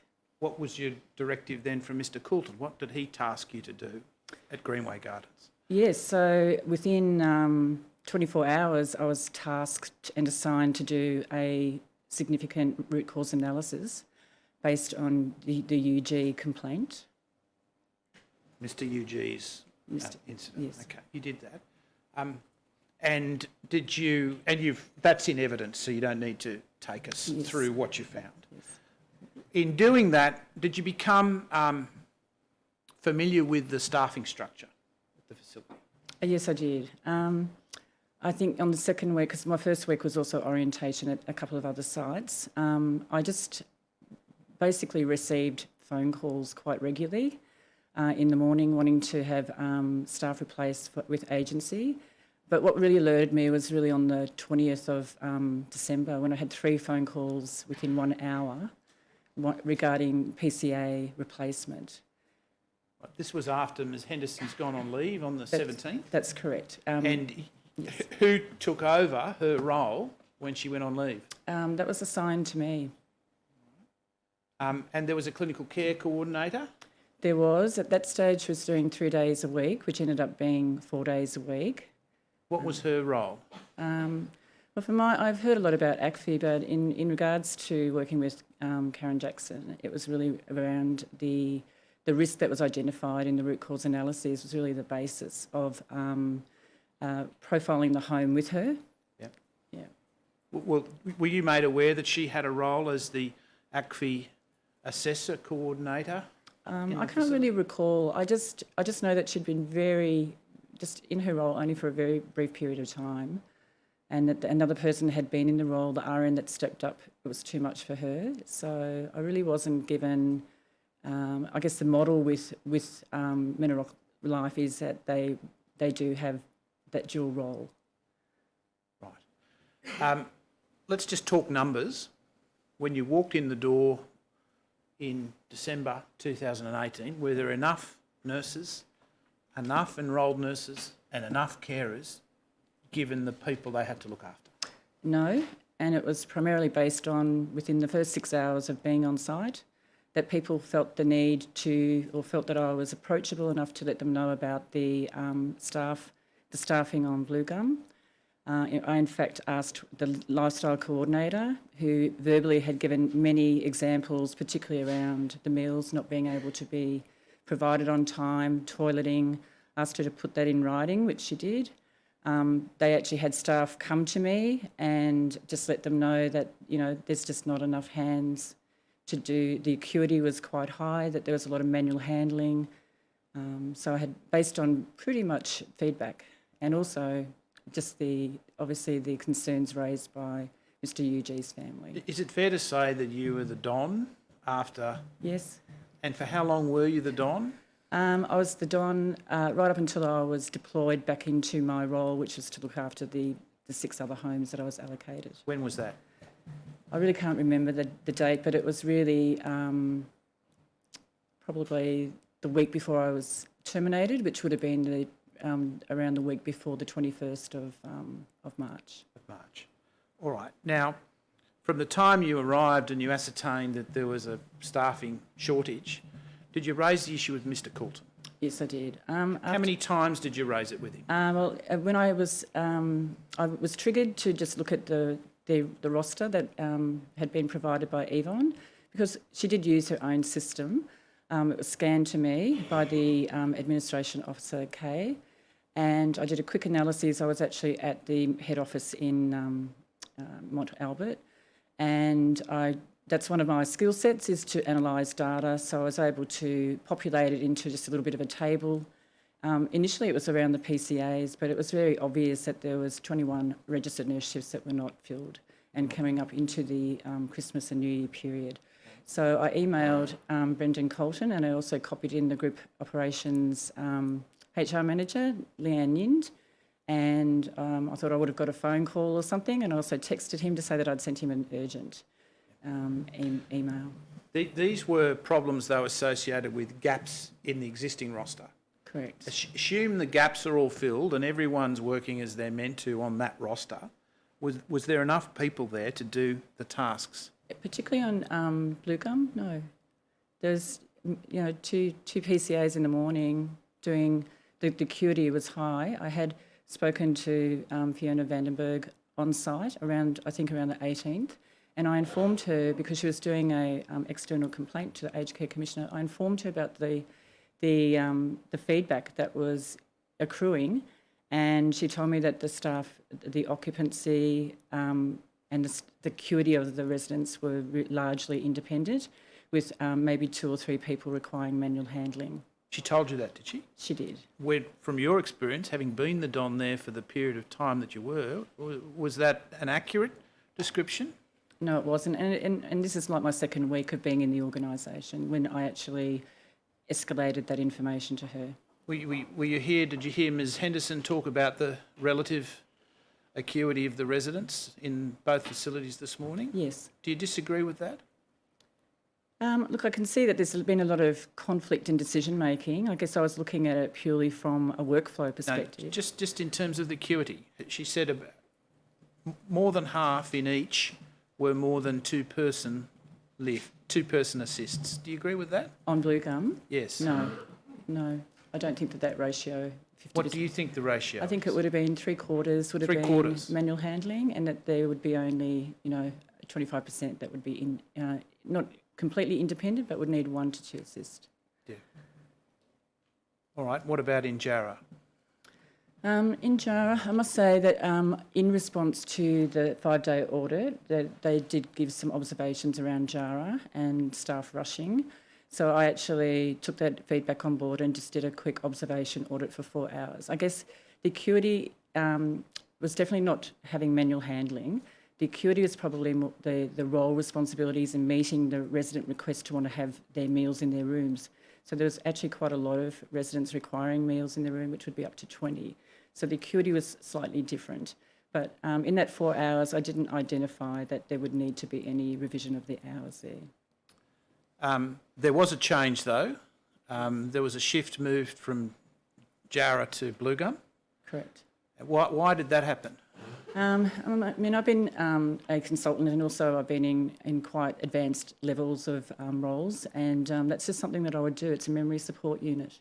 What did you have to say to Mr. Coulton to get that to happen? I needed to do a time and motion. It's nothing fancy, but it's just really observing and interacting with the staff, asking them what they're doing at whatever period of time. When did you do that? Did you do that before the commission review? Yes, I did. Commenced? Okay. You mentioned in your statement that you did some form of time and motion study with the staff. Yeah. And it became apparent to you very early on that there were problems. Yeah, it was just upsetting for the staff, and a lot of them were very teary, and I just had to reassure them that within 2.5 hours, it was just not feasible with the staffing. Sorry?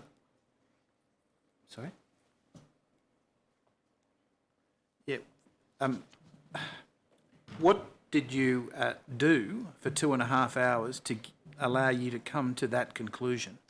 I didn't really have to do too much. I went around the unit, and most of the activities in the dining area where the Bain Marie's, where they actually distribute the meals. I just really went around and checked with the staff who they were prioritising, looking at the role responsibilities of the enrolled nurse at the time, and also looking at when the lifestyle staff came on, what they were doing, which they were actually doing manual handling, which is not part of their role responsibilities. So, How often did you see that? In that particular, I had to actually stop them and say to them, that's actually not part of your role. You haven't been trained to do that. So, how long into your study did you observe that before you intervened? They came on at 9, so it was only within the first 20 minutes of being there. They were, assisting with setting people up for their meals and putting them into princess chairs. So, I wouldn't say that it was just an immediate observation. Yeah. Were there enough staff in Blue Gum to do that resident movement, transfer, handling in the mornings? No. Right. And did you convey these matters to Mr. Coulton? Yes, I did. How often? Well, I think for me it was really about the feedback. That's a pretty immediate thing. I'm used to escalation around that aspect of it, triangulating not only just documentation, so it was in the complaints, it was also observing the staff myself, overlapping into morning teas being given at like 11:30 just before lunch. But I had already fed that back verbally, and also in a pretty comprehensive email to say that I had actually terminated the observation audit, which was going to go until about 12 o'clock. And I detailed the aesthetics of the home or the unit, the infection control issues because there was just food stains all over the furniture, and also just the inability for the staff to be able to perform their role.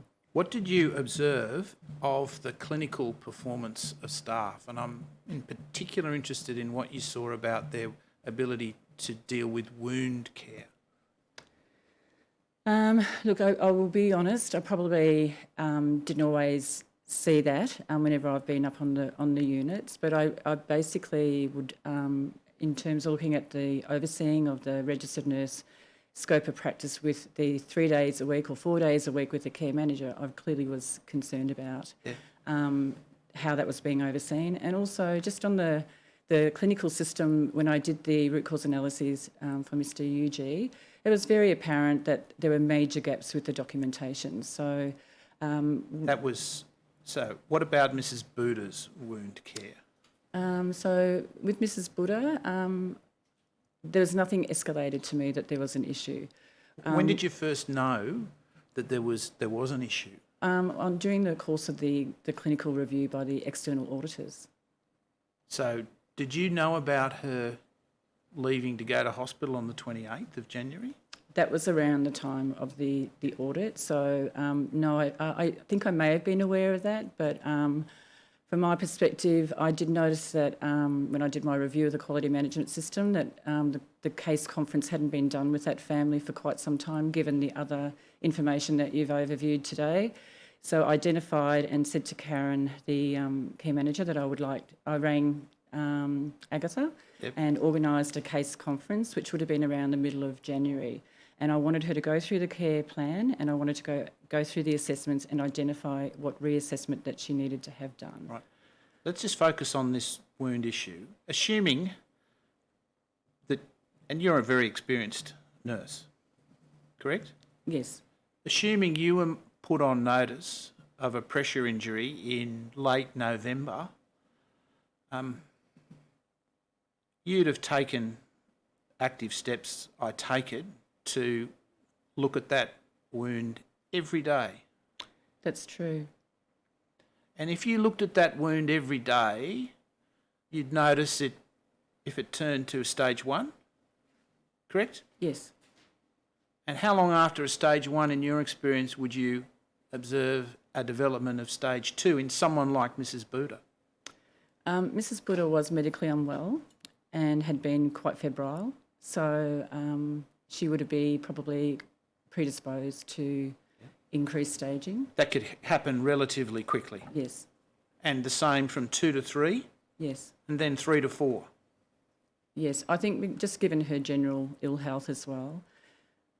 Well, given that you were the Don and under you there was a care manager who was working 3 days a week. She's working 4 days a week. 4 days a week. Yeah.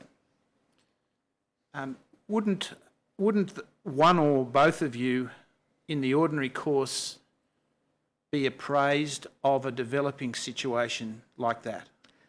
I would say in a home that was very stable and a home that actually looked at their clinical indicators, because they at that home, that type of information, staging, is actually monitored.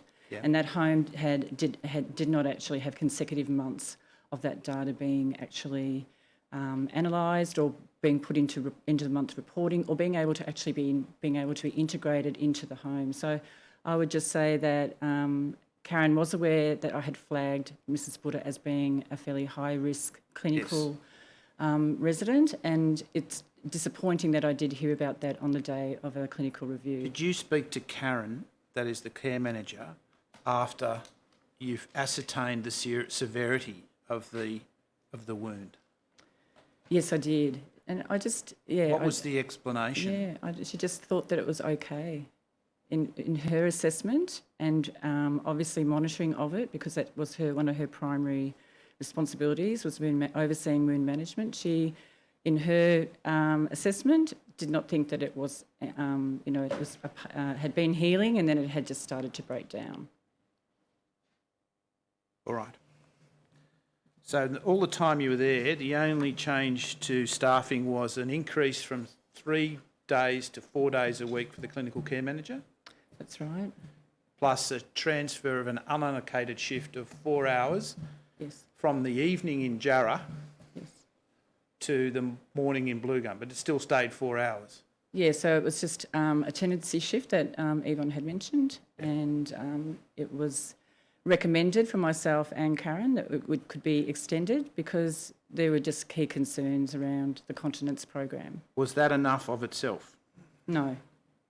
Have you ever worked in a facility where the clinical care manager has worked as few as 3 days a week? I have seen some models like that, and I've seen it revised based on not just the ACFI, but because of the clinical risk indicators. You wouldn't, I mean, you're a consultant, an advisor, that's your job. Would you advise anyone to maintain a system that had a clinical care manager on for 3 days a week? I think this sort of patient cohort? Yeah, I just think that there's a number of factors. I think just the quality management system was very dismantled, given that it had been a newly commissioned home. I think that there was just not enough analyses of the clinical indicators, which would be things like falls, behaviours, skin injuries, pressure injuries. So Wouldn't those things all indicate that you need far more than 3 days a week, not less? that's right. But as I said to you, that was not driven for organisational governance to actually look at that site and be able to have a look at that data that would suggest that there's been some quite some differences with the acuity and the needs of the residents. Thank you, Ms Scarf. I have no further questions. Thank you, Commissioners. Yes, thank you, Ms Scarf.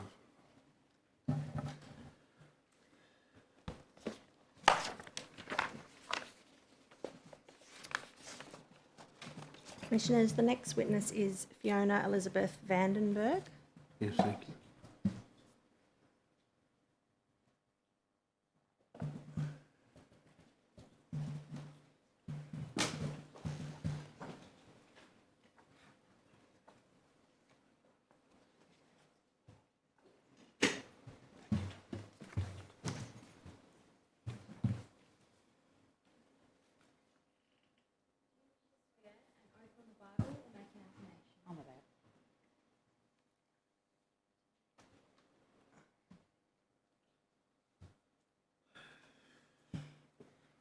Repeat after me.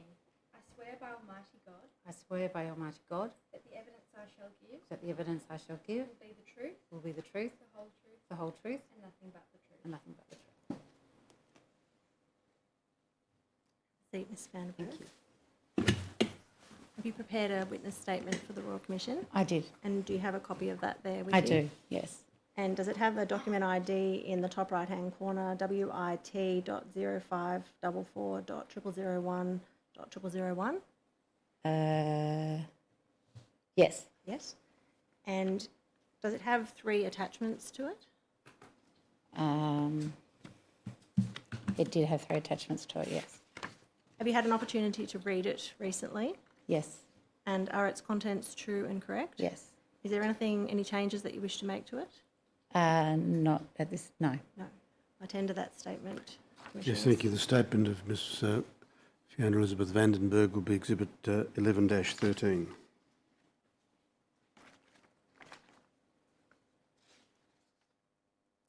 Now, Ms Vandenberg, you've been a registered nurse since 2012, is that right? Correct. Yes. And you've been employed with Menorock since February 2012? Yes, sorry. I've been a registered nurse for longer than that. Yes. Yeah. That's when the registration scheme came in, is that right? Is that what you mean by?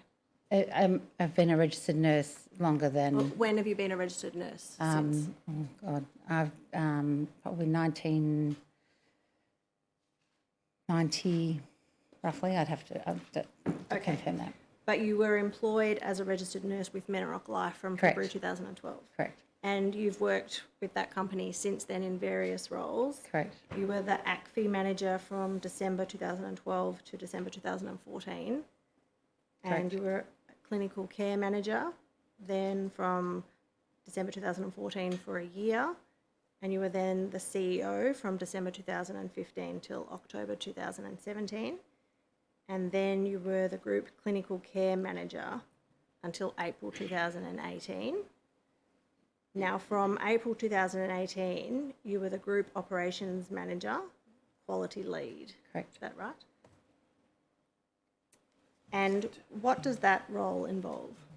Quality lead? Yes. To oversee the quality program within the organisation.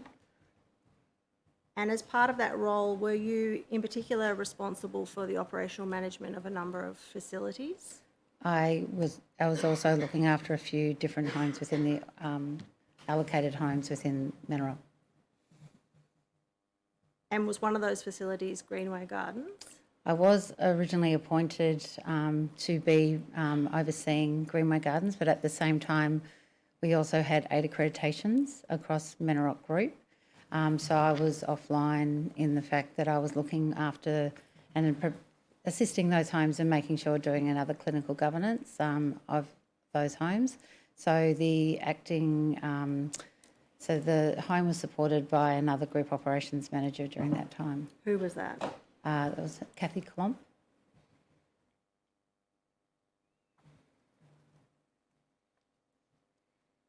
And who, in your role as Group Operations Manager, Quality Lead, who did you report to within the company? Brendan Colton, So you said you were offline overseeing a number of other accreditations of other facilities, but were you nonetheless still having involvement? sorry, with yeah, I Greenway was. Gardens? I wasn't a direct. I was still a group operations manager, but my priority was with the other homes. So that's why we looked at the support of using the other group operations managers in the organisation to support those homes.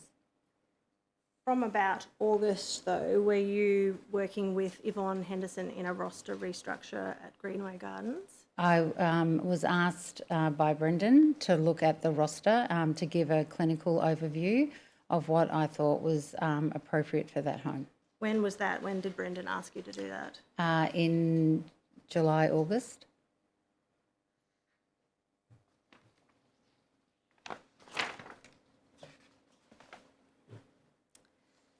Operator, could you bring up tab 307, please?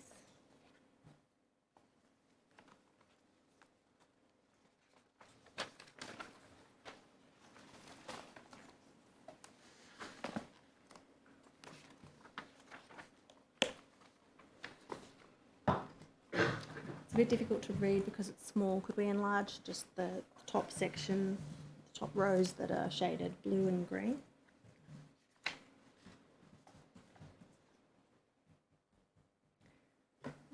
This is a document that was produced to the Commission by Yvonne Henderson, who says that it's represents the current hours at the Greenway Gardens facility when she commenced in April 2018. Have you seen this document before? I saw it last night when it came through email. Had you seen it before last night? I haven't seen this particular document with these hours, but I've seen something similar. Were you aware in around April, May 2018 that at the Greenway Gardens facility, the roster provided for a clinical care coordinator to be on site during the day, 5 days each week? To my understanding, there wasn't a clinical care coordinator 5 days a week. There was actually an ACFI coordinator who was on site. There wasn't actually a clinical care coordinator 5 days a week. So there was no, your evidence is there was no clinical care coordinator? To my recollection, that's correct. So are you suggesting that this document, where it indicates on the right-hand side, see the column that's highlighted there? Yep. And the cross-reference with the clinical care coordinator row, 10 days per fortnight, is that not your understanding of Correct. the clinical care hours? Correct. In the period May, June 2018. So you thought there was an ACFI coordinator? There was an ACFI, an RN who was doing ACFI three days a week. And was that doing ACFI for that entire time? Wasn't also performing an RN role at the facility? Definitely doing some ACFI. I'm not too sure if she was on the floor or not. Do not know.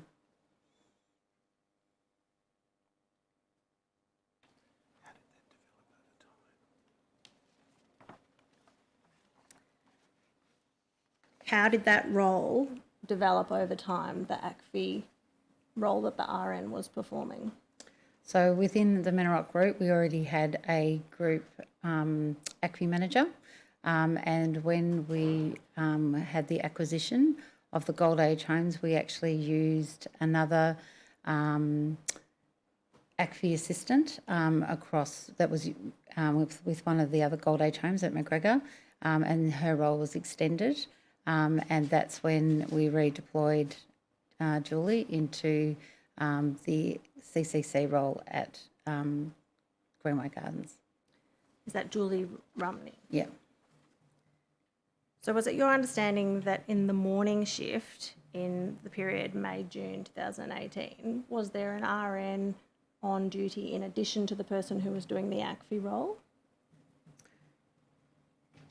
To my understanding, there were ENs and there was the Director of Nursing. Right. So is your answer that there was not otherwise an RN apart from the facility manager Correct. and the person doing the ACFI role? Then you were involved, I understand, in a restructure of the roster, and that took place over a period of time from about June 2018 at Greenway Gardens? Correct. I was asked only for my clinical governance over the, which included to have an RN 24/7, as well as having a CCC role employed. But the actual roster was done by Brendan and Yvonne and the HR manager. So your role was just to assess whether or not there was a sufficient... So give guidance. in relation to the clinical care Yep. aspects of the roster.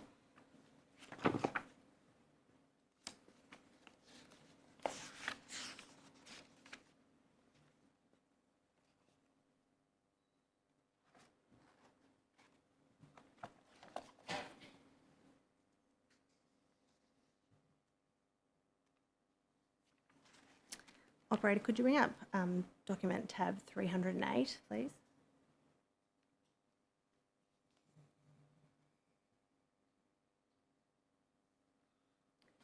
And just highlight the text in the middle.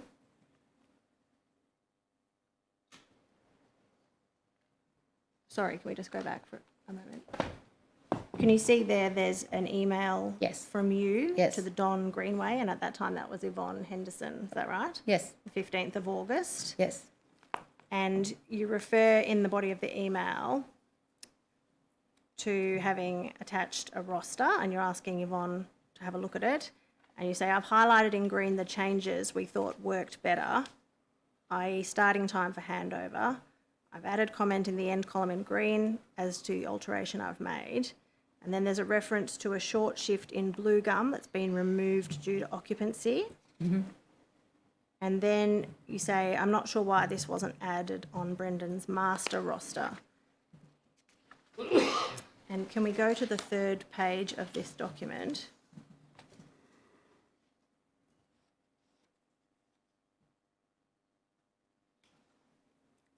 Can that be rotated?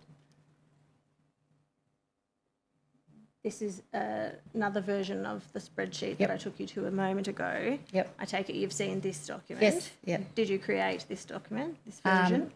Yes. And so when in your email you referred to, I'm not sure why this wasn't added to on Brendan's master roster, are you referring to an earlier version of this spreadsheet? Can you repeat the question? Sorry. In your email, you Yep. said, I'm not sure why this wasn't added on Brendan's master roster. The reference to a master roster of Brendan's. Yes, so that would have been his spreadsheet in what he had provided to Yvonne.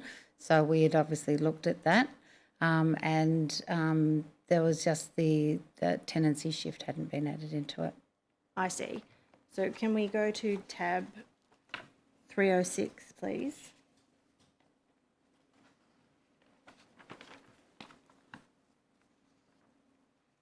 Are you able to read that? No, not Small. really, sorry. Can we highlight the top section, including the heading?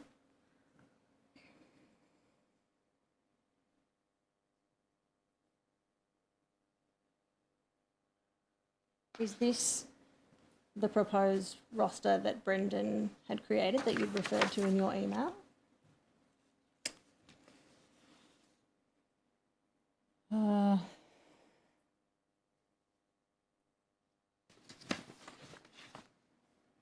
Potentially, yes, it was.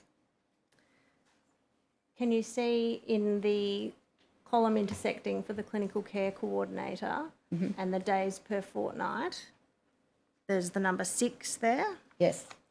And in the row for the clinical care coordinator, there's a one for Wednesday, Thursday, Friday Correct. of each week. Was it your understanding in June 2018 that there was to be a clinical care coordinator at Greenway Gardens only 3 days a week? That was what we proposed. So it was proposed, or it was what was in place? So once by June, I think there was a CCC already in place, and that was started off with Julie. Julie Rumney. And is it part of the Menarok model that the clinical care coordinator undertakes the ACFI role at the facility? The ACFI actually just comes from the documentation that's already done. We don't actually document for ACFI. So the residents have a sweep of different assessments completed, and from those assessments then we actually use that information to do ACFI. So we don't document for ACFI, we document for the residents' assessment needs, and then the ACFI is drawn from that. So do you disagree then that the role of ACFI documentation would take up about half of the clinical care coordinator's time? Yes. You don't agree with that?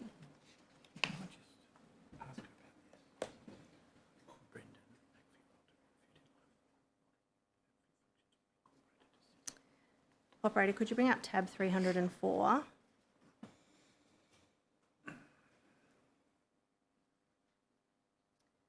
And could you highlight the third dot from the bottom, third dot point?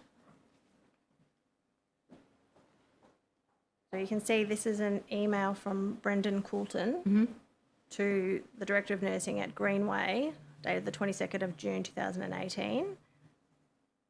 And you're also copied into this email? Yes. And you see there Brendan saying ACFI role to be reviewed in line with Menarok model. ACFI functions will be incorporated into CC role. Correct.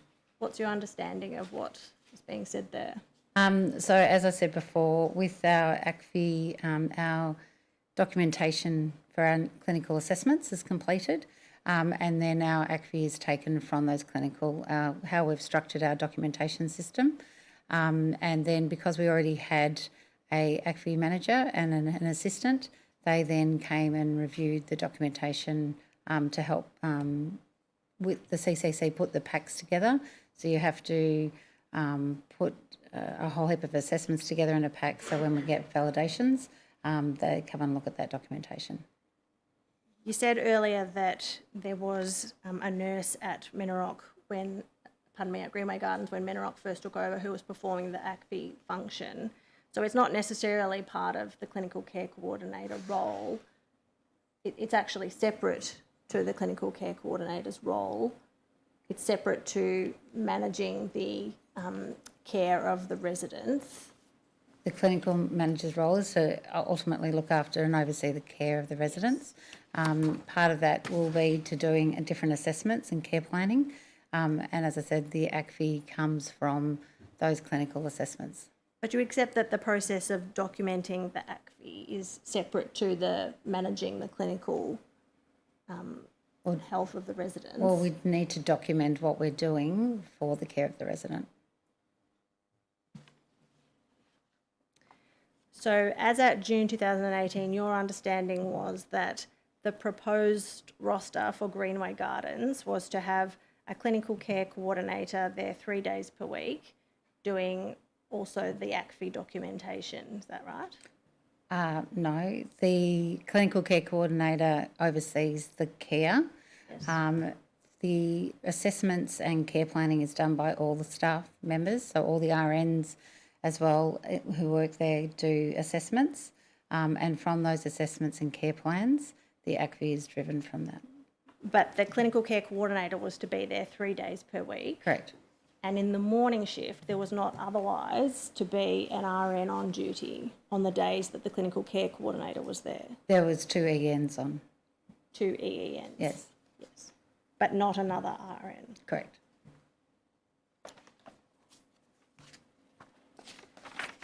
Can we go back, please, to tab 308?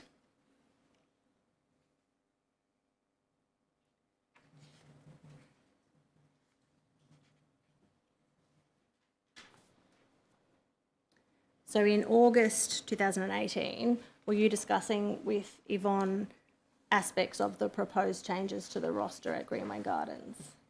Yes. Yes. And your attachment, the spreadsheet, which I took you to a moment ago, sets out your understanding of what the changes were to be. That was my recommendation. Your recommendation.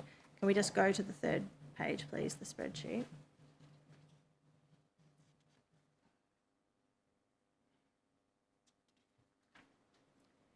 So in the right-hand column, highlighted in green, are they your suggested Correct. changes to the roster that Brendan had proposed? Correct. Yes. So you were proposing adding an RN for the morning shift on the days that the clinical care coordinator was not there? Correct. And you were also proposing that on the days that the RN was there, there would be only one EEN. Is that right? Sorry, can you repeat that? So if you go down to the third point that's highlighted Yes, that's in right. green, EEN removed when has RN on AM shift. Correct. So on the days when the clinical care coordinator was there would be 2 EENs. Correct. But on the days when the RN was there and there was no clinical coordinator, there would be an RN and 1 EN. Correct. And then the next highlighted section, PCA, that further one down, short shift at Blue Gum, not included on master. What's the short shift that you're referring to there? That would have been related to the tenancy shift, which is an afternoon shift, something that we have developed in our homes. It's a shift sort of between it's a 4-hour shift, 4 to 8, that looks after residents who may be experiencing behavioural support. So was it your recommendation that that shift be added to Blue Gum? If it was needed. If it was needed.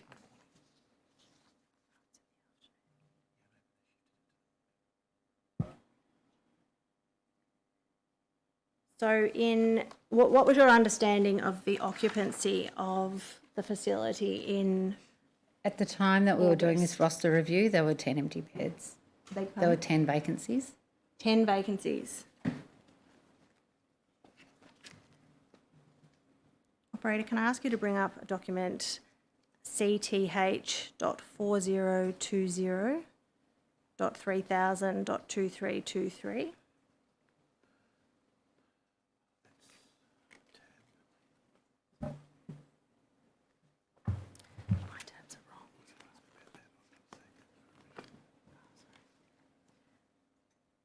Are you able to read that document, or is it too small? Yeah, again, thank you.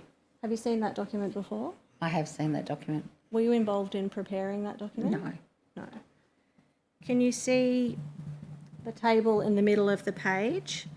Yes. It says, this is under the heading occupancy, and it has the month, and you see for August 2018, the average is 42. Yes. And then September, the average is 45.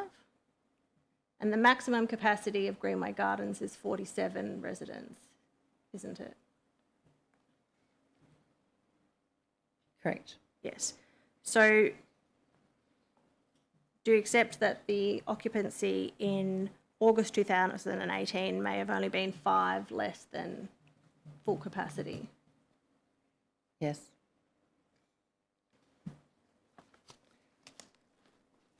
So with occupancy at that level, 45, would it have been your recommendation that the tenancy shift be implemented in Blue Gum? It would have depended on the residents that were in the home at the time, and that was something that was up for the Director of Nursing to decide as well.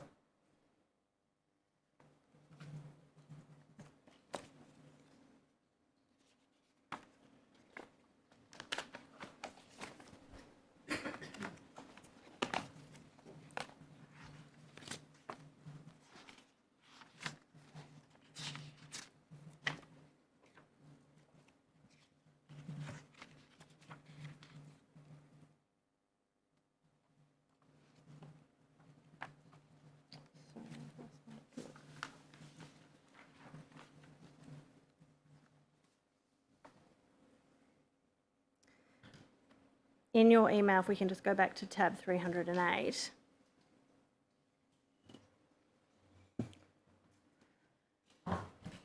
In the middle of the email, you say currently the short shift in Blue Gum has been removed due to occupancy, but I'm presuming the expectation will be for this to be reinstated once occupancy improves. That suggests that you did have some knowledge at that time as to the occupancy of the facility. Do you accept that that's the case? Yes. And so your expectation was that with an occupancy as it was at that time, that you wouldn't have the additional tenancy shift? I wasn't the person to authorise the actual, when extra shifts were put back in or whatever. That was through discussions with the Director of Nursing and the Group Operations Manager, Chief Group Operations Manager. So your recommendations that you have set out in the attachment to this email, were they provided to Brendan Coulton for his approval?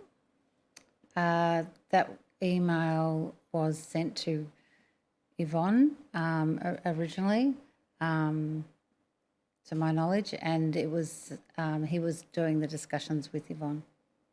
So you didn't provide a copy of this document to Brendan Coulton along with your recommendation? I can't remember if I did or I didn't.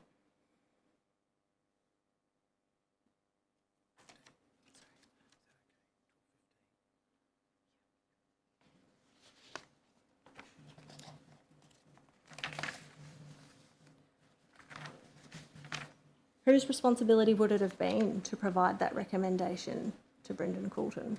It would have been potentially mine, and then also the Director of Nursing, because she was working with Brendan, trying to look at what the roster should have been looking like. But Brendan had specifically tasked you to look at the clinical needs of the facility and to consider those in relation to the restructure. So you accept that it was incumbent on you to make a recommendation to Brendan in relation to that? Correct. Yes. But you can't recall whether or not you did that? I would have said I have, but I can't actually say that. I'd have to go through my emails to see if I did.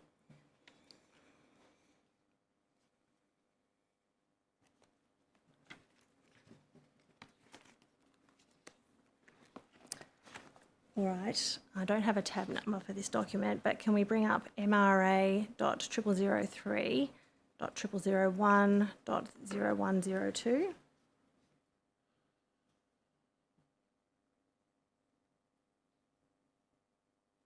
You see there's an email from Brendan to Leanne Nind. Who's Leanne Nind? She's the HR manager. And also to you. And it's, dated the 7th of November. Do you recall this email? Tab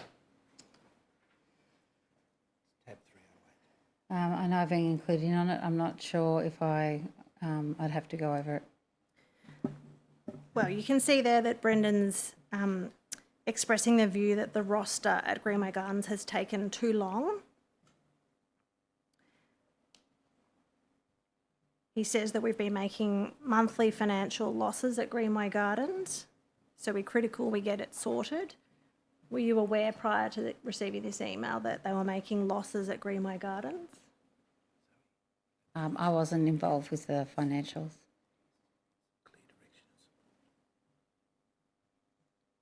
You see in the second line, Brendan says, let's discuss further, but Yvonne appears to need some very clear direction and support with this. She has not prioritised it appropriately. Was that your responsibility to provide that direction and support to Yvonne? It was partly mine, but as I was actually being the acting Don down in Tasmania, I wasn't I was working with the home in Tasmania, so the roster review was also involved with Brendan and the HR manager. All right. Brendan says here, I'm comfortable with the clinical support requirements for RN and EN that Fiona has suggested to Yvonne. Is that a reference to your recommendations in the email and the attachment that I took you to earlier? I presume so.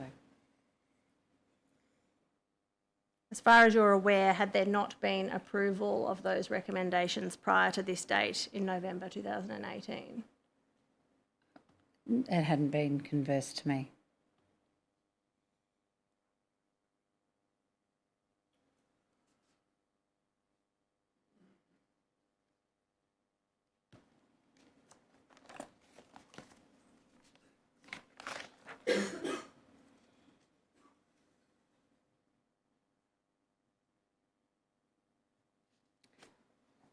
But ultimately, it was Brendan's responsibility to approve the roster before you could then implement it, is that right? Or before Yvonne could implement it at Greenway Gardens?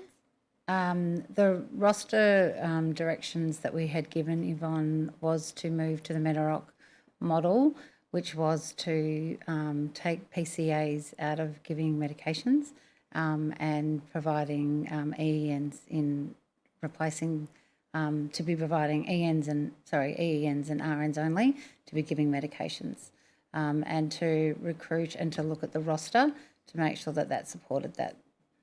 Yes, and that's the task that you were undertaking, and that was what your clinical review had been aimed at. Correct. Is that restructure that you've just mentioned that? Correct.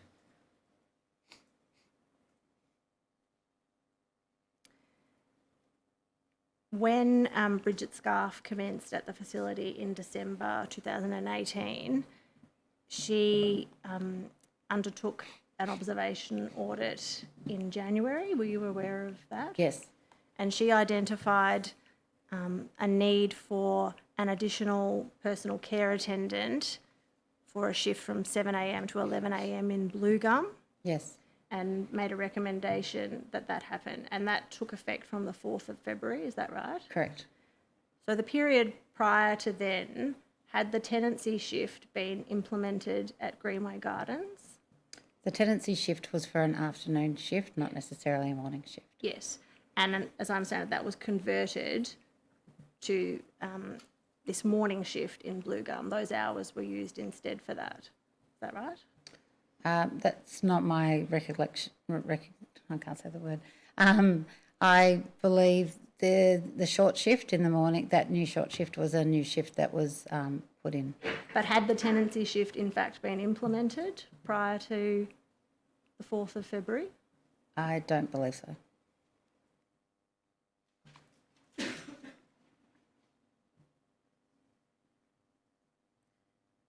What about the 24 hours, 7 days a week registered nurse cover? Had that been implemented? Yes. When was that implemented? From my understanding, it was from when the clinical care coordinator started 3 days a week, then the RN was supported doing the other days, so across the weekend as well as the other days that the RN wasn't working. And from when do you think that change was made? From May So 2018. I beg your pardon? May 2018. May 2018. So the document that I took you to earlier was June 2018. Tab 304. No.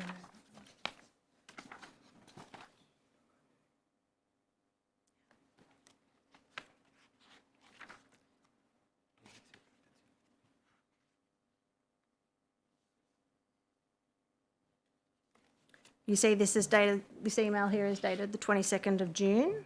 Correct.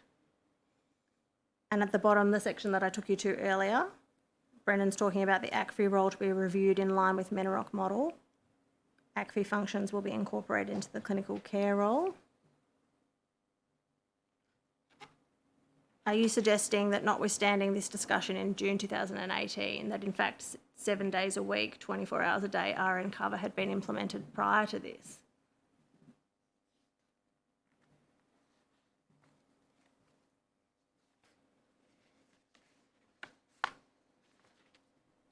I'm not sure. In fact, your email of the 15th of August to Yvonne Henderson, where you were outlining the discussions for alterations to the roster that I took you to earlier, where you had added in an RN in the morning on the days that the clinical care coordinator was there. You recall that Yep. document?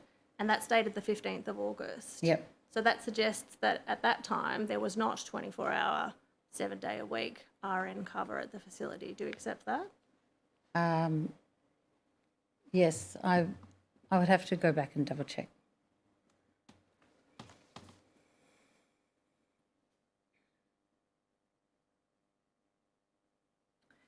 When Bridget Scarf commenced at the facility, were concerns in relation to the staff levels raised with you? They were raised mainly with Brendan, but I was aware of them. Did you share those concerns? Did I think there were concerns? After the information that Bridget had presented, yes. Are you referring to the observation audit Yes. that she conducted? But prior to that, did you have concerns about staff levels at Greenway Gardens? Not necessarily the staff levels, but looking at the staff that we had on and their education and skill level. Were you aware that there were gaps in the roster, that there were insufficient permanent staff to fill the standard roster? So we had encouraged Yvonne she had been relying on a lot of casual staff, and we had been encouraging her to make a roster that was more permanent part-time. Yes, but Ms Henderson's evidence is that she wasn't able to do that until the restructure was completed. No, So she was, do you accept that the two went hand in hand? One had to be completed and then the places could be filled? she was given the direction to look at the roster. It was mainly just the PCAs giving out medications to make sure that they had spots within the roster to be redeployed into those areas and not necessarily giving out the medications. She was encouraged to do recruitment and selection and make the staff into those permanent part-time positions. Was that you that provided that encouragement? That was from Brendan, and I also encouraged that.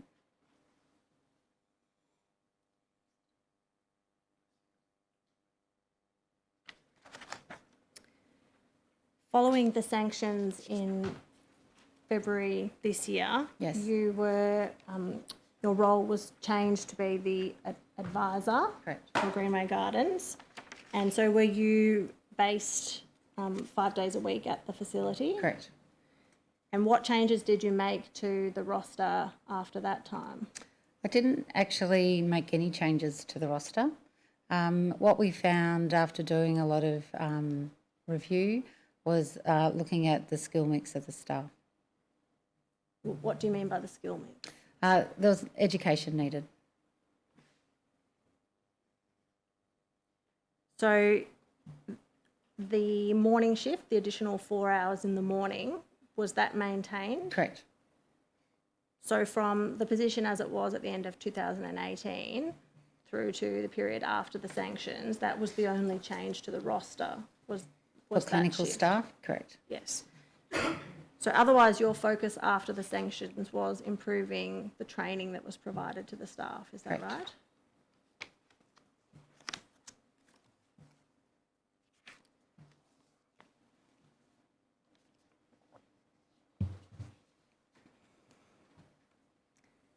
Are you aware what the occupancy of the facility is now, As of today, or as of, let's say, the end of September? September last year. No, this year. Oh, this year. It was probably 95, 98% full. Okay. And so is the position now that there is a roster as it was at the end of 2018, only with the addition of those further 4 hours in Blue Gum in the morning? For clinical staff, yes, we have added different to cleaning staff and we've redistributed the lifestyle hours. What's the change that's been made to the lifestyle hours? Have they increased? We now have it over 5 days a week, both, and we changed the times of the when the staff started and completed to support the resident need. Now, you're aware that the accreditation standards that apply to aged care facilities changed from the 1st of July this year. Correct. And what was previously standard 1.6, which related to the sufficiency of staff, there's a new standard, standard 7. Has Menarok changed the way it approaches the staffing at its facility as a result of the introduction of standard 7? We have looked at our recruitment and selection. We've reviewed our processes, but they've mainly stayed the same. So in terms of the substantive requirements, you haven't understood the new standards that have operated from 1 July to impose different obligations? Can you clarify what you're trying to say there? Do you understand the new standards that have operated from the 1st of July Yes. to impose different obligations in relation to the staff for aged care facilities? What's your understanding of any difference? There's a need for our governance of making sure that the staff, definitely. I'm not quite sure what you're trying to ask in that question. I'm just trying to understand whether you have taken any different approach to whether you're meeting the standard that applies to the staffing that you have at your facilities. We are meeting our legislative requirements. Well, but I'm trying to understand how you're ascertaining whether you're meeting those. So we're making sure that they have registrations, that we've got position descriptions, that we've got orientation programs, that we've got education. Yeah. And has there been any change in that approach since the 1st of July? We've looked at what our education for the onboarding for our staff. How do you now monitor the adequacy of the staff numbers as the resident cohort changes at the facility? So we review, our directors of nursing review the resident care needs, and we look at the staff that support those residents. What sort of things do you look at in particular? We look at their continence needs, whether they need assistance with their activities of daily living, so their assistance with hygiene care, toileting, mobility, and their activities throughout the day. So notwithstanding that you're monitoring those factors, there's been no change to the rosters since the imposition of the sanctions? Correct. No further questions, Commissioners? Yes, thank you. Thank you, Ms Vansberg. You're free to leave. Commissioners, in view of the time, I'll call the last 3 witnesses associated with the Menarok organisation together. That's the 2 directors and Mr Coulton. Yes. So I call Brendan Coulton, I call Craig John Holland, and I call Mr Andrew Seamer.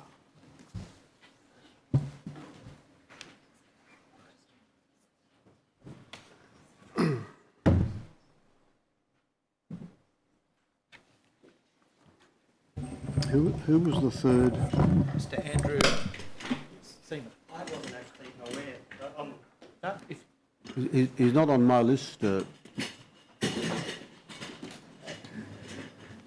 worry. Don't worry. Mr Seamer's here as moral support. He's not on my list. We'll just deal with Mr Coulton and Mr Holland. Mr Coulton, actually, Mr Coulton's statement, which is WIT. I think we might swear them in first, perhaps. Thank you.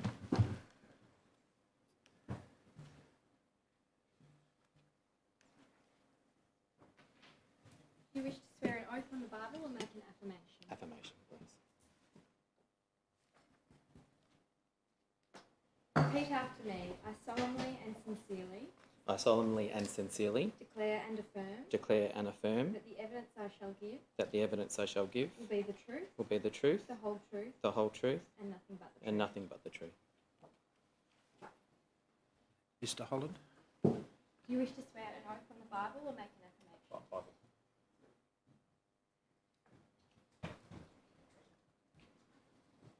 Repeat after me. I swear by Almighty God I swear by Almighty God that the evidence I shall give that the evidence that I shall give will be the truth, will be the truth, the whole truth, the whole truth, and nothing but the truth. and nothing but the truth.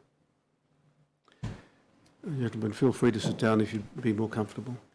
Now, Mr. Coulton, you have sworn or prepared 3 statements in relation to the Royal Commission, and they will all each appear up on the screen one after the other, and they're fairly recent. But is there any change that you wish to make to any of those statements? No. And the statement's true and correct to the best of your knowledge, information, and belief? Yes, they are. Commissioner, if the 3 statements could be collectively marked together. I see. You want the whole 3 together? All right. The 3 statements of Mr. Coulton will be Exhibit 11-14. Thank you. And Mr. Holland, you have sworn or you have made 2 statements dated 9 October and 10 October 2019. Correct. And do you have copies of those with you? And you should see copies of them on the screen. Yes. And are the contents of those statements true and correct to the best of your knowledge and belief? Yes, they are. I tender Mr. Holland's statements. The same basis? Yes, Both? yes, All right. Commissioner. The 2 statements of Mr. Holland will be Exhibit 11-15. Mr. Coulton, I'd like you to have a look at a document that'll come up on the screen. It's tab 277, that's MRA 0003 0001 0945. You're familiar with that document? Yes, I am. You produced that and refer to it in one of your statements. How did you come to prepare that document? It was produced as part of our response to the audit from the Quality Agency. So it was a document given to the Commonwealth after they had sanctioned Greenway Gardens, correct? Not sure that the sanctions were in place then, but certainly in response to the assessment. It was either shortly before sanctions were imposed or shortly thereafter. It doesn't really matter for present purposes. You'll see there that, and I take it you prepared this document yourself? Yes. Did you have the assistance of Ms Vandenberg to do it? Someone from the support centre, one of our administrators. Right. The first paragraph, Menrock Life have been monitoring workforce levels each fortnight with the Director of Nursing and Operations Managers receiving reports to ensure we have appropriate human resources to deliver care. Is that true? Yeah, there was a fortnightly process of monitoring actual hours against the roster. Okay. Now, the roster, when you say the roster, are you talking about the master roster hours of some Menrock roster? Yes. Go over the page, please, to page 946, and you'll see there's a table that begins at the foot of the page. You'll see there you've set out a number of columns. They're effectively fortnightly pay periods on the left. And you note the vacancies for that period in the next column. Then you have this number master roster hours, 2,469. If you go down the table, which begins in February, well, it's actually, we have the end of it, the 3rd of February 2019, and we go back in time to the 8th of July 2018. That number is fixed, correct? Which column, sorry, just to clarify? Master roster hours. Yes. How was that number calculated? So that master roster figure comes from the total hours delivered to the site and was an existing number at acquisition. So, who calculated that number? How's it made up? It comes from the roster system. ACF is the system that we use. It's an IT system, and the hours sit inside there in that master roster. And what were the inputs to get 2, 4, 6, 9? So each work category has an allocated number of hours. So the DON's hours are in there, the registered nurses, the CCC, etc. The cleaners? Cleaners. The cooks? The cooks. The gardeners? Not the gardeners and not the maintenance staff. The admin? The admin. And that seems to be a fixed figure throughout that whole period. That's correct. If you go back a page to 0945, you'll see that from April 2018 through to January 2019, the period covered by your table, your average ACFI increased on a monthly basis right through from $168 per person per day through to $197 per person per day. Now, if you assume that ACFI measures acuity, at least in some respect, you'd agree with me that the acuity of your residents was increasing over that period. I would agree with you, and I do believe that to be the case. I also believe that there were poor record keeping at the site when we took over, and we did improve our record keeping and collection of the data required to validate ACFI, so that did have an impact as well. The master roster figure, the master roster hours figure, does not seem to keep pace with acuity.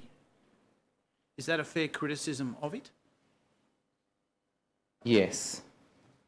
The system, the master roster is the master roster and it's fixed in the system. Yeah.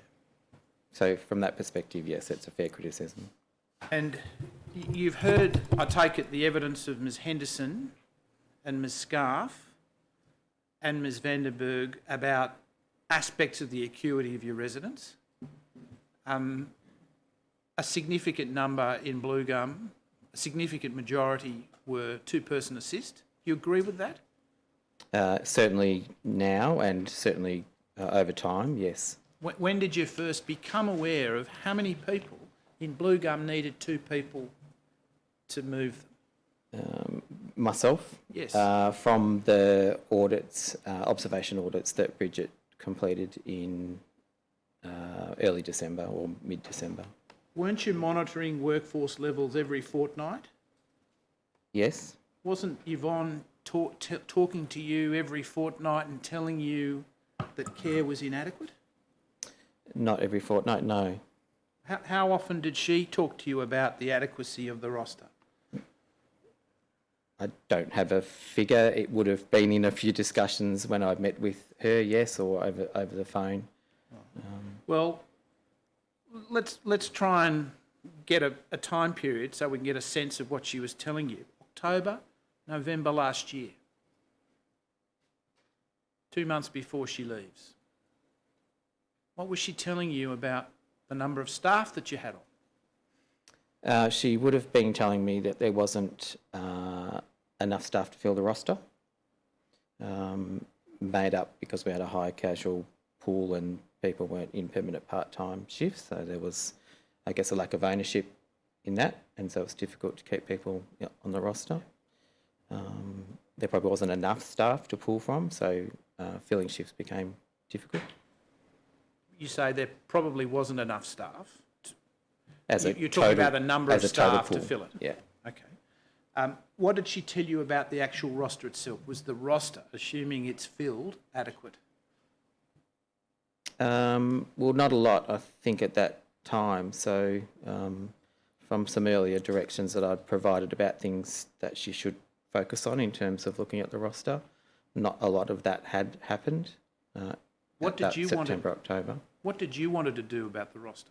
So in particular, we need to make sure we're meeting the needs of the clients as our number one priority. The high casual pool created some problems around culture and having consistency of permanent part-time staff in the roster. When we acquired the facility, we didn't have a director of nursing or a clinical care coordinator in place, so they were priorities.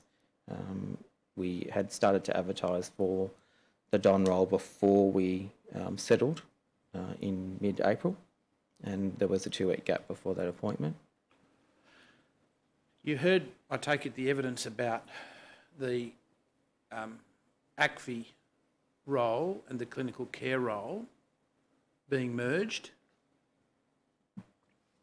and you heard the evidence of Ms Vandenberg effectively that she didn't understand there was a clinical care manager, that it was an ACFI person.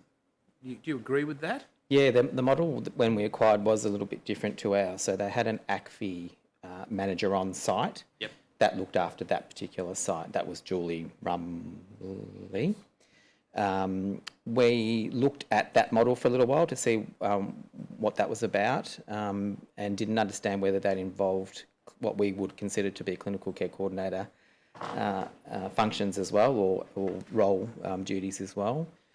We did have a group manager of ACFI already in existence, and there was also another ACFI person at McGregor Gardens, one of the other Gold Age facilities. That person's hours were extended to full-time.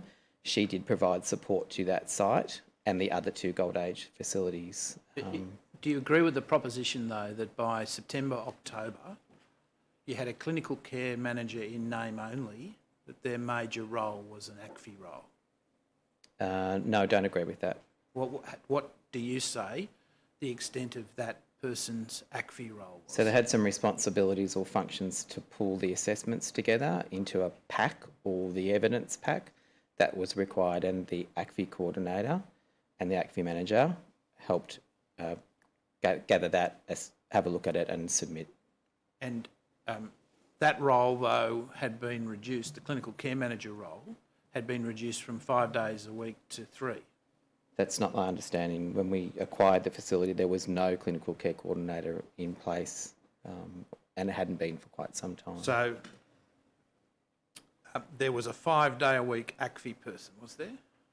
I believe she was 3 days a week, but I would have to check. Well, let's have a look at a document, because I want to make sure we're clear about this. The tab 307, please.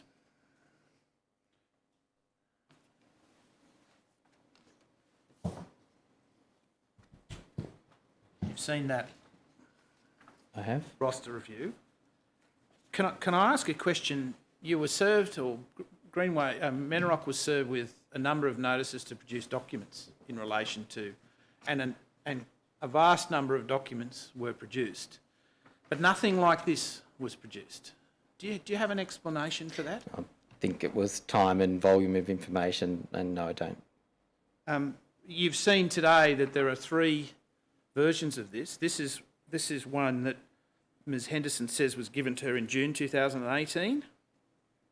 You'll see that it provides for a clinical care consultant role of 10 hours a fortnight, 5 days a week. That's what it says. So it was a working document, and it came straight off the master roster. So it was the master roster in the system. It was not what was happening at the time. All right. Another document, a variation on this, shows 3 days a week. Was that what you implemented? Yes. But it still shows it to be a clinical care coordinator. You agree with that? Yes. Were you here when there was questioning about the extent to which the clinical care manager was able to deal with clinical matters in relation to Blue Gum and Jarrah? Yes. And did you understand that at Blue Gum, at least in the morning shift, assuming the clinical care manager is not there, and assuming the registered nurse from Jarrah is not there, there would be occasions when there would be no enrolled nurse, only a Cert 4 qualified carer?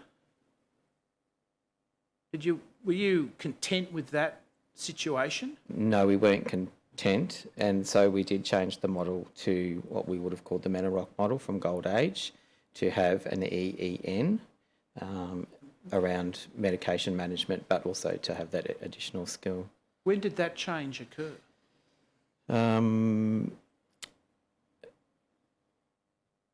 towards the end of 2018. I don't have a specific date. It wasn't after the accreditation visits No. in February. No, it was well before that. And is it fair to say that Ms. Vandenberg and Ms. Henderson asked you to implement a 4-hour shift in Jarrah in the afternoons? That was one of the recommendations, yes. And why was it not implemented? I don't have an answer to that. It did take some time to look at the whole thing. Well, you made the decision, didn't you? It was implemented, but not until late January. Well, it wasn't implemented. But they suggested it in October, even before that. I suggest August, September, October. And you said no. Correct? That's right. And you implemented it in February, after the assessors had visited, correct? It was before the assessors. Before the assessors. Okay. You implemented 4 hours in the morning in Blue Gum. What was the reason for you adopting that? That was after the observation order that Bridget Scarf had completed. Ms. Henderson says she was telling you there weren't enough staff at this facility for months. Do you accept that? Yes, I accept that she was telling me that. And what's your reason for not doing anything about it? Yeah, there were more things inside the culture around the casual nature of the staff and permanent part-time staff, and not knowing whether that was the reason that they felt rushed or they felt like they weren't able to care. So there were more elements to that total roster that we needed to understand. What were those elements? As I said, the casual staff, so that continuity, lacked continuity of care, you could argue. And if we were able to put the permanent part-time staff in that worked 5 days a week, we would get some more consistency, and that might have been the issue. Right. We had some poor staff attitudes, and so that may also have had an impact. When you saw the video that Mr. UG's daughters brought in, what was your reaction? I was very upset. What did you do? It was quite confronting. I escalated it to the directors at the time. We hadn't dealt with any family before, and I certainly hadn't personally, having put a CCT or camera in place in any of our facilities. So that was, we're in uncertain territory, I guess, around how to manage that. The criticism that's made of you by the family is that you reacted to that more with concern about the fact that a video had been taken and that that was unlawful and that it shouldn't have happened, as opposed to the care deficiencies that it demonstrated. What do you say about that? I think that's a fair comment from the family, and I understand that what they were going through at the time. I didn't certainly mean that to be the message that came back. I did, in my very first sentence back to the family in correspondence, say sorry, and also acknowledge what grief they were going through. The concerns that I did have were around the privacy laws and how that might play out around confidentiality and how we could use the video. There were industrial relations issues to think about. You did act on the basis of the information, though, didn't you? We did. Could we bring up, please, tab 20?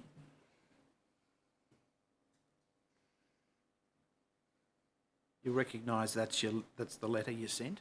Yes, it is. You'd go over to the second page.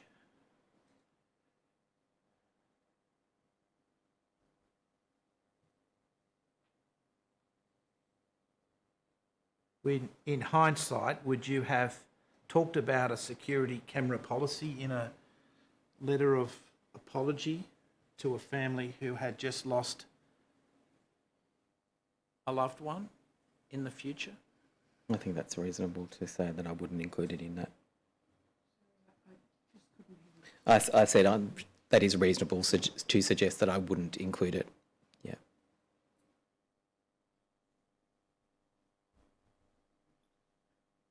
Mr. Holland, you've observed the evidence today, and you're a director of the company that owns this facility. Yes. It's one of a suite of facilities in the Menarok Group, and the group's quite a profitable organisation, isn't it? I'm not sure what your definition of profitable is. Well, you have you have provided us with the financial statements for Menarok Aged Care Services Victoria for 2017, 2018 and 2019. Correct. Do I take it that is a group or a consolidated set of accounts for the Victorian facilities? No, that is a consolidated group for both all the aged care facilities, including property-related entities and other entities. So it's not just specifically aged care. Yeah. When I see, for example, in the accounts for Menarok Greenway Gardens, which you produced in a separate statement, correct, and I see rent payments of $350,000 per annum, I take it that's a transfer pricing issue between a property holding company in the group that you acquired when you acquired Greenway Gardens. So can you just clarify what the amount you're If referring you go to your first statement, which is the profit and loss statement for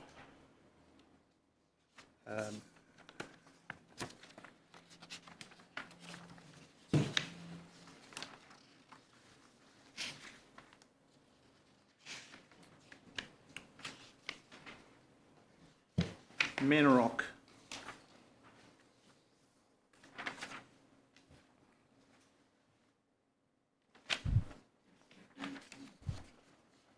Aged Care Services Heathmont, which is at WIT 0561 0001 0007, there is a rental. Let me just find it. I'm sorry, I'm on the wrong page. I do apologise. If you go to page 8 of that bundle, you'll see a rent figure of $350,000 for this facility. Yes, correct. And that's a payment to a related entity? Yes, correct. The business operates through one legal entity and the property is held in another legal entity. Yes, And correct. there's a substantial depreciation figure on page 9 in the 2019 accounts of around $216,000. Correct. If we take out the rent and depreciation,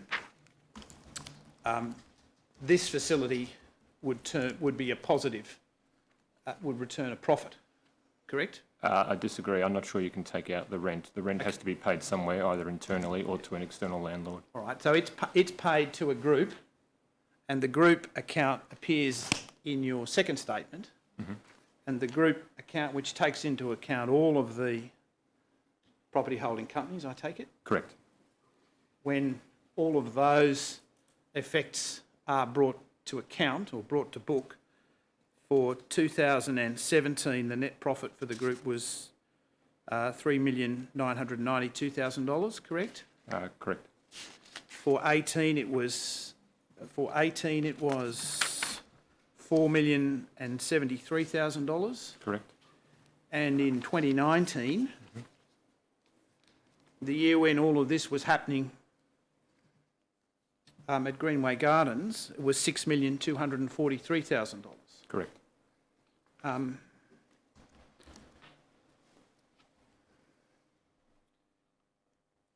Putting that into the equation, how do you regard the way in which staffing was funded at Greenway Gardens over the 9 months leading up to the sanctions that were imposed this year?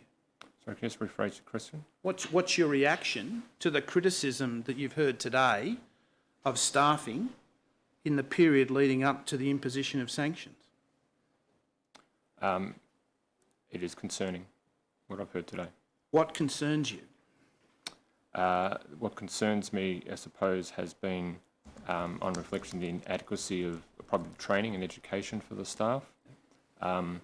We did have a problem at Greenway Gardens in relation to our high casual staff usage, and as part of the roster restructure, it was trying to convert many of those casuals into permanent part-time employees so that they would have greater ownership of the roster.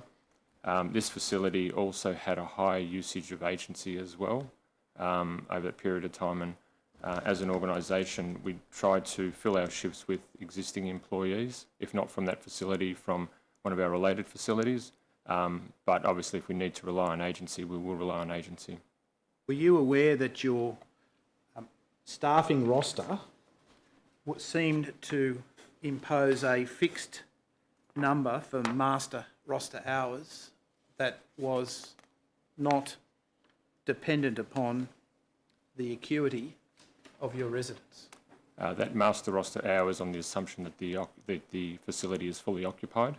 Yeah, but you're correct in that it does not take into account the acuity level of the residents, because the acuity level of the residents fluctuates as time goes on. Well, how did it fluctuate at Greenway Gardens, according to your experience of the situation during 2019? I can't comment specifically on the acuity level of residents within Greenway Gardens. I can comment more generally, but not specifically on Greenway Gardens. Well, according to Mr. Coulton's report that he provided to the government, acuity only ever went up. When we acquired the facility in April 2018, we found with the previous owners that they were not properly documenting the ACFI. So the numbers would suggest that the ACFI did increase over that period of time since we've owned it. One argument would be that the ACFI when we first acquired it was very low, given the profile of the residents. With improved documentation, we were able to increase the ACFI. So I would suggest that the answer to the question is partly as a result of improved documentation that has improved that ACFI, and partly because of the acuity increase in the residents.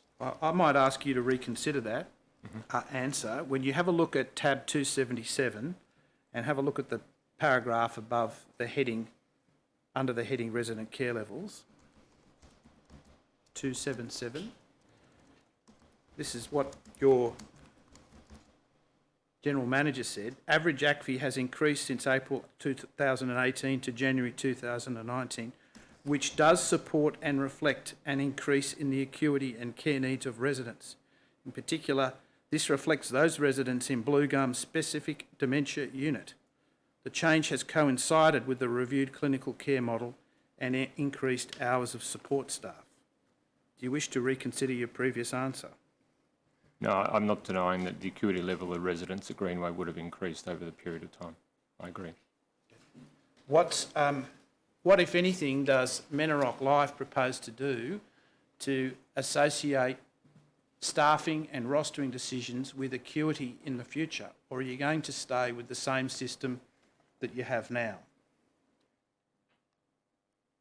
Anytime in terms of when it gets to rostering, we always do take into account the clinical care needs of the facility and of the residents. That's the primary driver upon which the rosters are determined. Well, Mr. Holland, that certainly didn't happen on the basis of this document. From April 2018 to January 2019, are you telling the Commission that that situation and that approach has changed? I'm sorry, can you rephrase the question? Well, you say that rostering is linked to acuity, correct? Correct. You structure one of the factors is that we structure our rosters around the acuity level of our residents. This document, may I suggest to you, suggests the opposite. Suggests that the rostering hours are fixed by reference to the master roster hours and the bed vacancies and nothing more. That is correct, but also when there's proposed changes to the roster, management will also consider the acuity levels of the residents. So is the approach that's evident in this document still the approach at Menrock? I believe so, correct. Across all 14 facilities? We have 13 facilities. 13? Yep. Is it going to change in the light of what you've heard today? Yes, it will.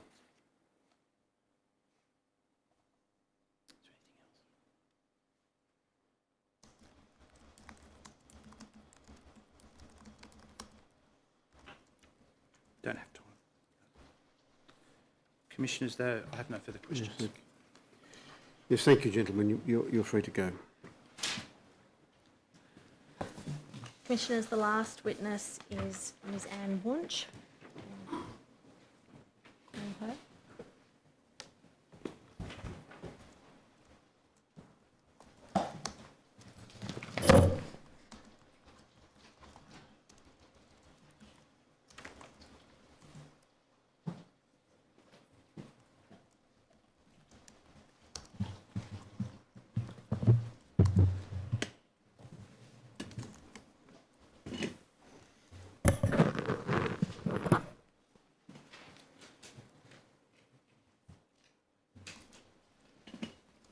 Do you wish to swear an oath on the Bible or make an affirmation? An affirmation. Repeat after me. I solemnly and sincerely I solemnly and sincerely declare and affirm that the evidence I shall give that the evidence I shall give will be the truth, will be the truth, the whole truth, and nothing but the truth. and nothing but the truth.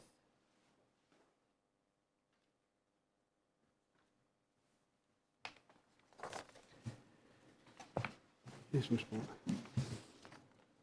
Once you've already prepared 2 statements for the Royal Commission, and you've now, as I understand it, prepared a third one, which is dated the 23rd of September 2019. Do you have a copy of that there? Yes, I do. Does it have the document ID in the right-hand corner, WIT.0470.0001.001? That's correct. And are there a number of attachments to the document? Yes, that's correct. Have you had an opportunity to read it recently? Yes, And are its contents true and correct? that's correct, yep. Are there any changes that you wish to make to it? No. I tender that statement, Commissioners. Yes, well, the statement of Ms Wunsch of the 23rd of September 2019 will be Exhibit 11-16. Now, Ms Wunsch, what's your current role with the Aged Care Quality and Safety Commission? I'm the Executive Director of the Quality, the Quality Assessment and Monitoring Operations Group. And your role involves the administration of accreditation and quality review processes undertaken by the Commission? That's correct. And those processes involve accreditation audits and review audits and assessment contacts. Can you just briefly tell the Commission what the difference between those are?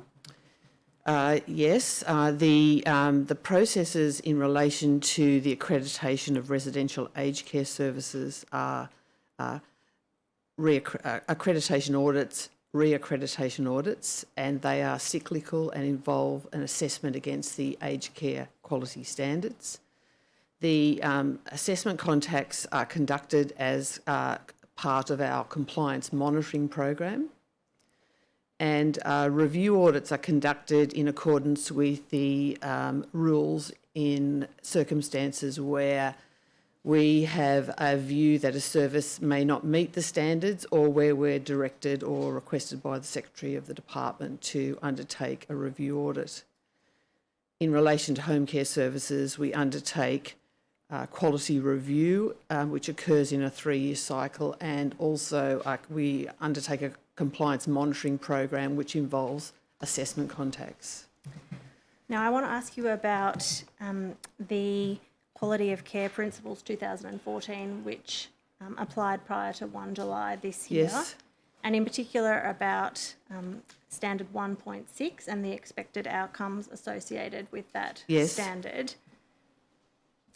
Is, in general, the methodology that's applied by quality assessors when they're assessing facilities for compliance with this standard to gather information based on observation and interviews with care recipients and their families and staff and a review of documents? Yes, also interviews with staff and management of the service.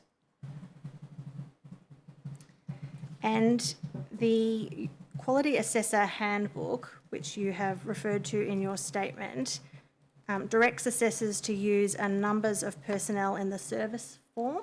That's correct. And that's a form that's provided to providers at the entry meeting at the beginning of an audit, is that right? It is now, as we conduct our audits unannounced. It was developed in a period of time when audits were announced, and the purpose of that form was to understand the basis by which the service created a staffing profile.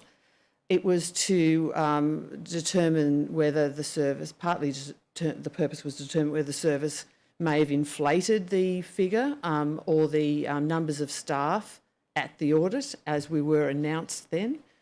It also gave continues to give the assessment team a basis by which it has, it can ask questions and pursue lines of inquiry about how the service provides a staffing profile to meet the needs of consumers. Operator, can I ask you to bring up a document, the ID CTH.4020.1100.0882?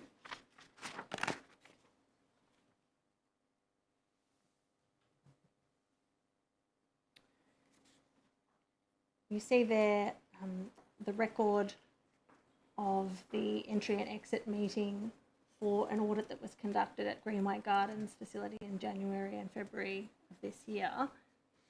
Yes, I do. Could we turn to the next page of the document, please?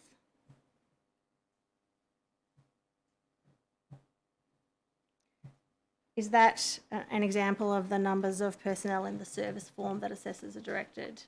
Yes, it is. Completed. And yes. Can we turn to the next page, please, operator?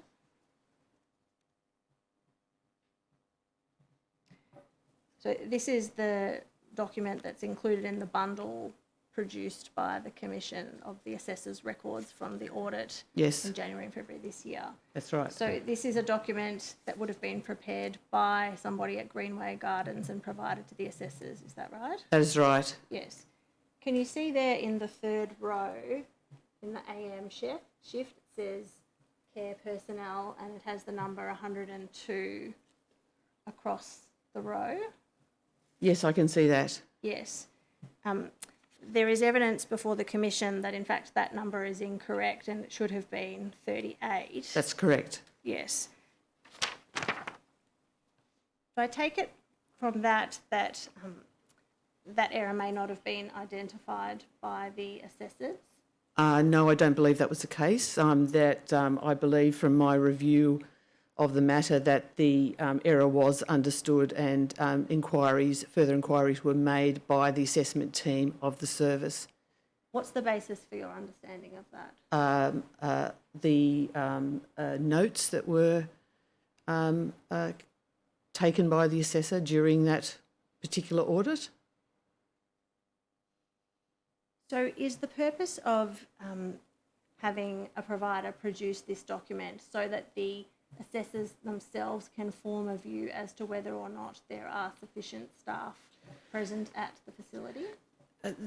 The form, as I previously described, had two purposes, and one purpose is still relevant, and that is that it provides a basis by which the assessor can understand or begin to explore the staffing that is provided at the service.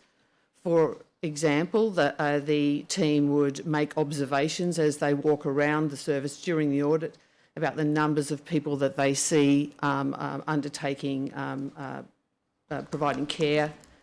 It also provides a basis for interviews with staff and with management about how the service provides supervision, support, what the particular designations are on particular shifts, etc. So but it's not by any means the sole document to inform, because the roster and the way the service evidences through other documents are taken into consideration. Are assessors instructed to also gather information about, to give a complete picture of the acuity of the residents for that corresponding time? Certainly, the sampling that we do, that the assessment team does, the purposeful sampling, seeks to understand consumers with complex care needs.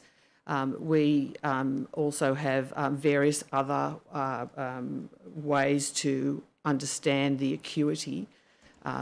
The audit commences with interviews of consumers and their representatives, and the other information that is used to understand these matters includes looking at the call bell response times, the repositioning charts or documentation, site charts, medication administration times, particular care practices associated with people with complex needs. For instance, if there are consumers that have PEG feeds, alternative feeding regimes, and whether they occur on time as per requirements. Do you accept, though, that it's difficult to form an assessment of whether the staff numbers are sufficient without a complete picture of those kinds of acuity needs of the residents that you've just mentioned? Do I accept that? Well, yes, I do, but it's not the case that this is a document that is used as a standalone piece of information to inform an assessment team. In fact, it's far more the case that the other observations and interviews and document reviews inform that picture. Does the Commission provide guidance to assessors in relation to a range of care staff to resident ratios that might be considered an adequate range to provide adequate care? No, it doesn't. No. Does the Commission provide guidance to assessors as to the nurse hours per day that might be regarded as reasonable to provide care? No, we don't, but we certainly require assessors to seek to understand the basis by which the service provides the nurse hours to a consumer by describing the assessments that inform that rostering, and we seek to understand that the experience of that care through our observations and interviews with consumers and their representatives. We also seek to understand that through interviews with staff about whether there is adequate time to undertake the tasks associated with supporting consumers with complex needs. Rita, could I just ask you to bring up document ID CTH.4020.3000.1520, and could we turn to page 1528?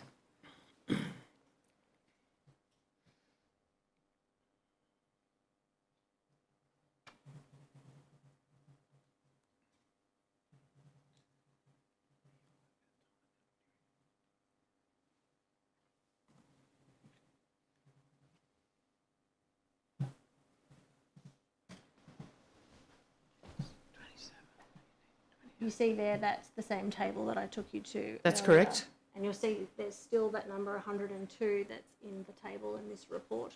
Yes, that was the information provided to the assessment team by the service, yes. Yes, but it hasn't been qualified in the report. Do you accept that? I accept that the team did not qualify that they had understood this to be an error in the report. Yes. Right, could we go now please to another document, CTH.4020.1400.0001.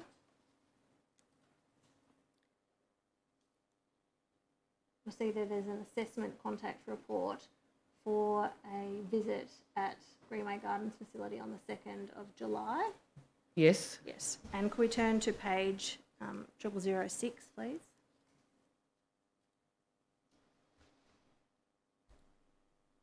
And can we highlight, please, the bottom bullet point?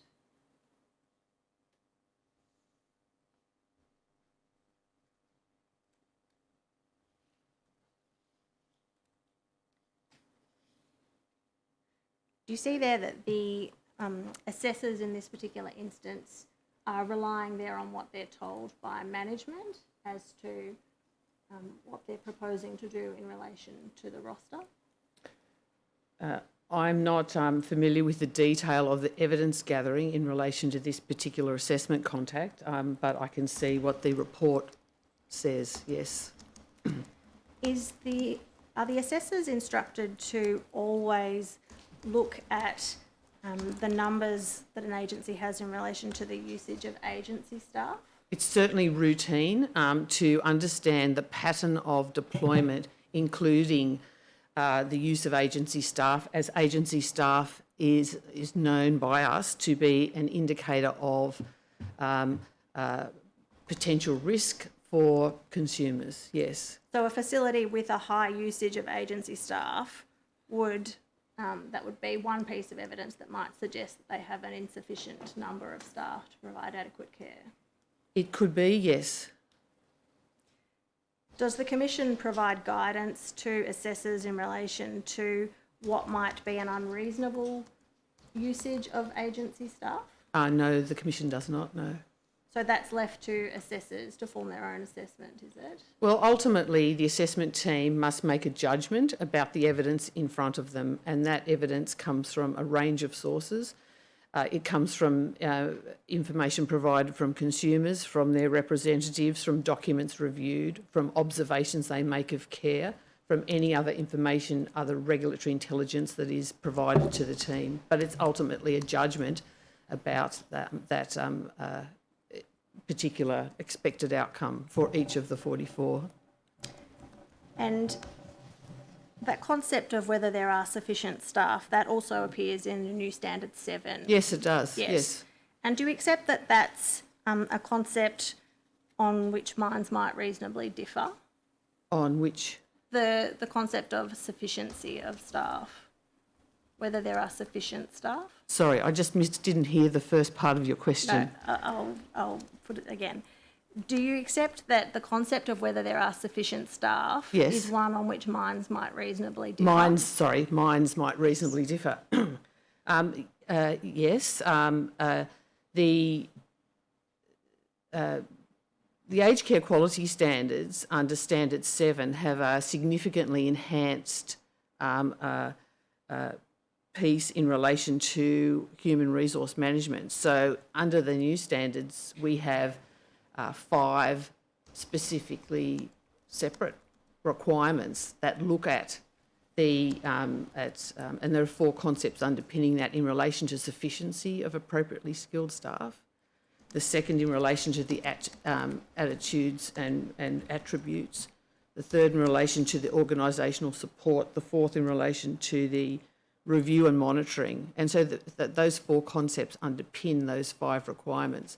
So it is a significantly different, it has enhanced representation in the standards in that there is a whole standard dedicated to this particular issue.